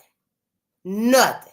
We are our ancestors, but we're not helpless like our ancestors was. See, even during this time right here, don't you know when white people were slaughtering black people, the gun shops wouldn't even sell black people guns. I'm not saying just give them out. Oh, black people, Mr. Barry, here, I'm going to give you guys these guns here. Just return them after the massacre so you guys can protect yourselves. They would never do that. But for black men to go and buy protection, and they still say, no, we're not selling no weapons to you. This is where our dedicated ignorance coming from. I be wanting to say disciplined ignorance, but it's dedicated ignorance. This is where our dedicated ignorance, our self-hate, comes from. White America. That's it and that's all. That's where it comes from. And if we're going to heal it, we're going to have to confront this. So, yeah, we're going to have to mention it to white America, the white woman. Hey, why the fuck you let all this shit happen? Like your ass so, oh, no. And you haven't even answered for it right today. Haven't tried to make no amends right today. All the babies, the black babies and kids that you done taught and lied to and misled. White woman, you should have been the main one up there. No, we got to get a curriculum. We need a whole curriculum in every school, in every city, in every town, in every state, so that we can start reteaching Black America. Every kid that comes through that door, we need to back up and start teaching them what they need to know about their people so they can have confidence and their self-esteem can grow and their creative juices can start flowing. The white woman ain't saying nothing about our babies being healed or learning or nothing, and y'all know it. And the white man ain't neither. Everybody just acting like they y'all friends, Black America. But as soon as they get this new world built up and stuff, y'all gonna see exactly who y'all friends are. Sure is. And with that, I'm finna go, because I'll keep y'all here all night talking about our ancestors and stuff. It's so much we need to learn and stuff. We probably do need to be 24/7 streaming. That's why y'all got to get y'all channel too. We can be on each other channel. We get done over here. Hey, let's go over there and learn about some science. whoever it is with astrology, I got my telescope. I'm ready. You need to tell me what to do. We all be looking up there at Canis Major, that constellation, cause shit, we need to quit calling on a cat and call on a dog. These folks been lying. I love you too. And I'll see y'all tomorrow if the ancestors willing.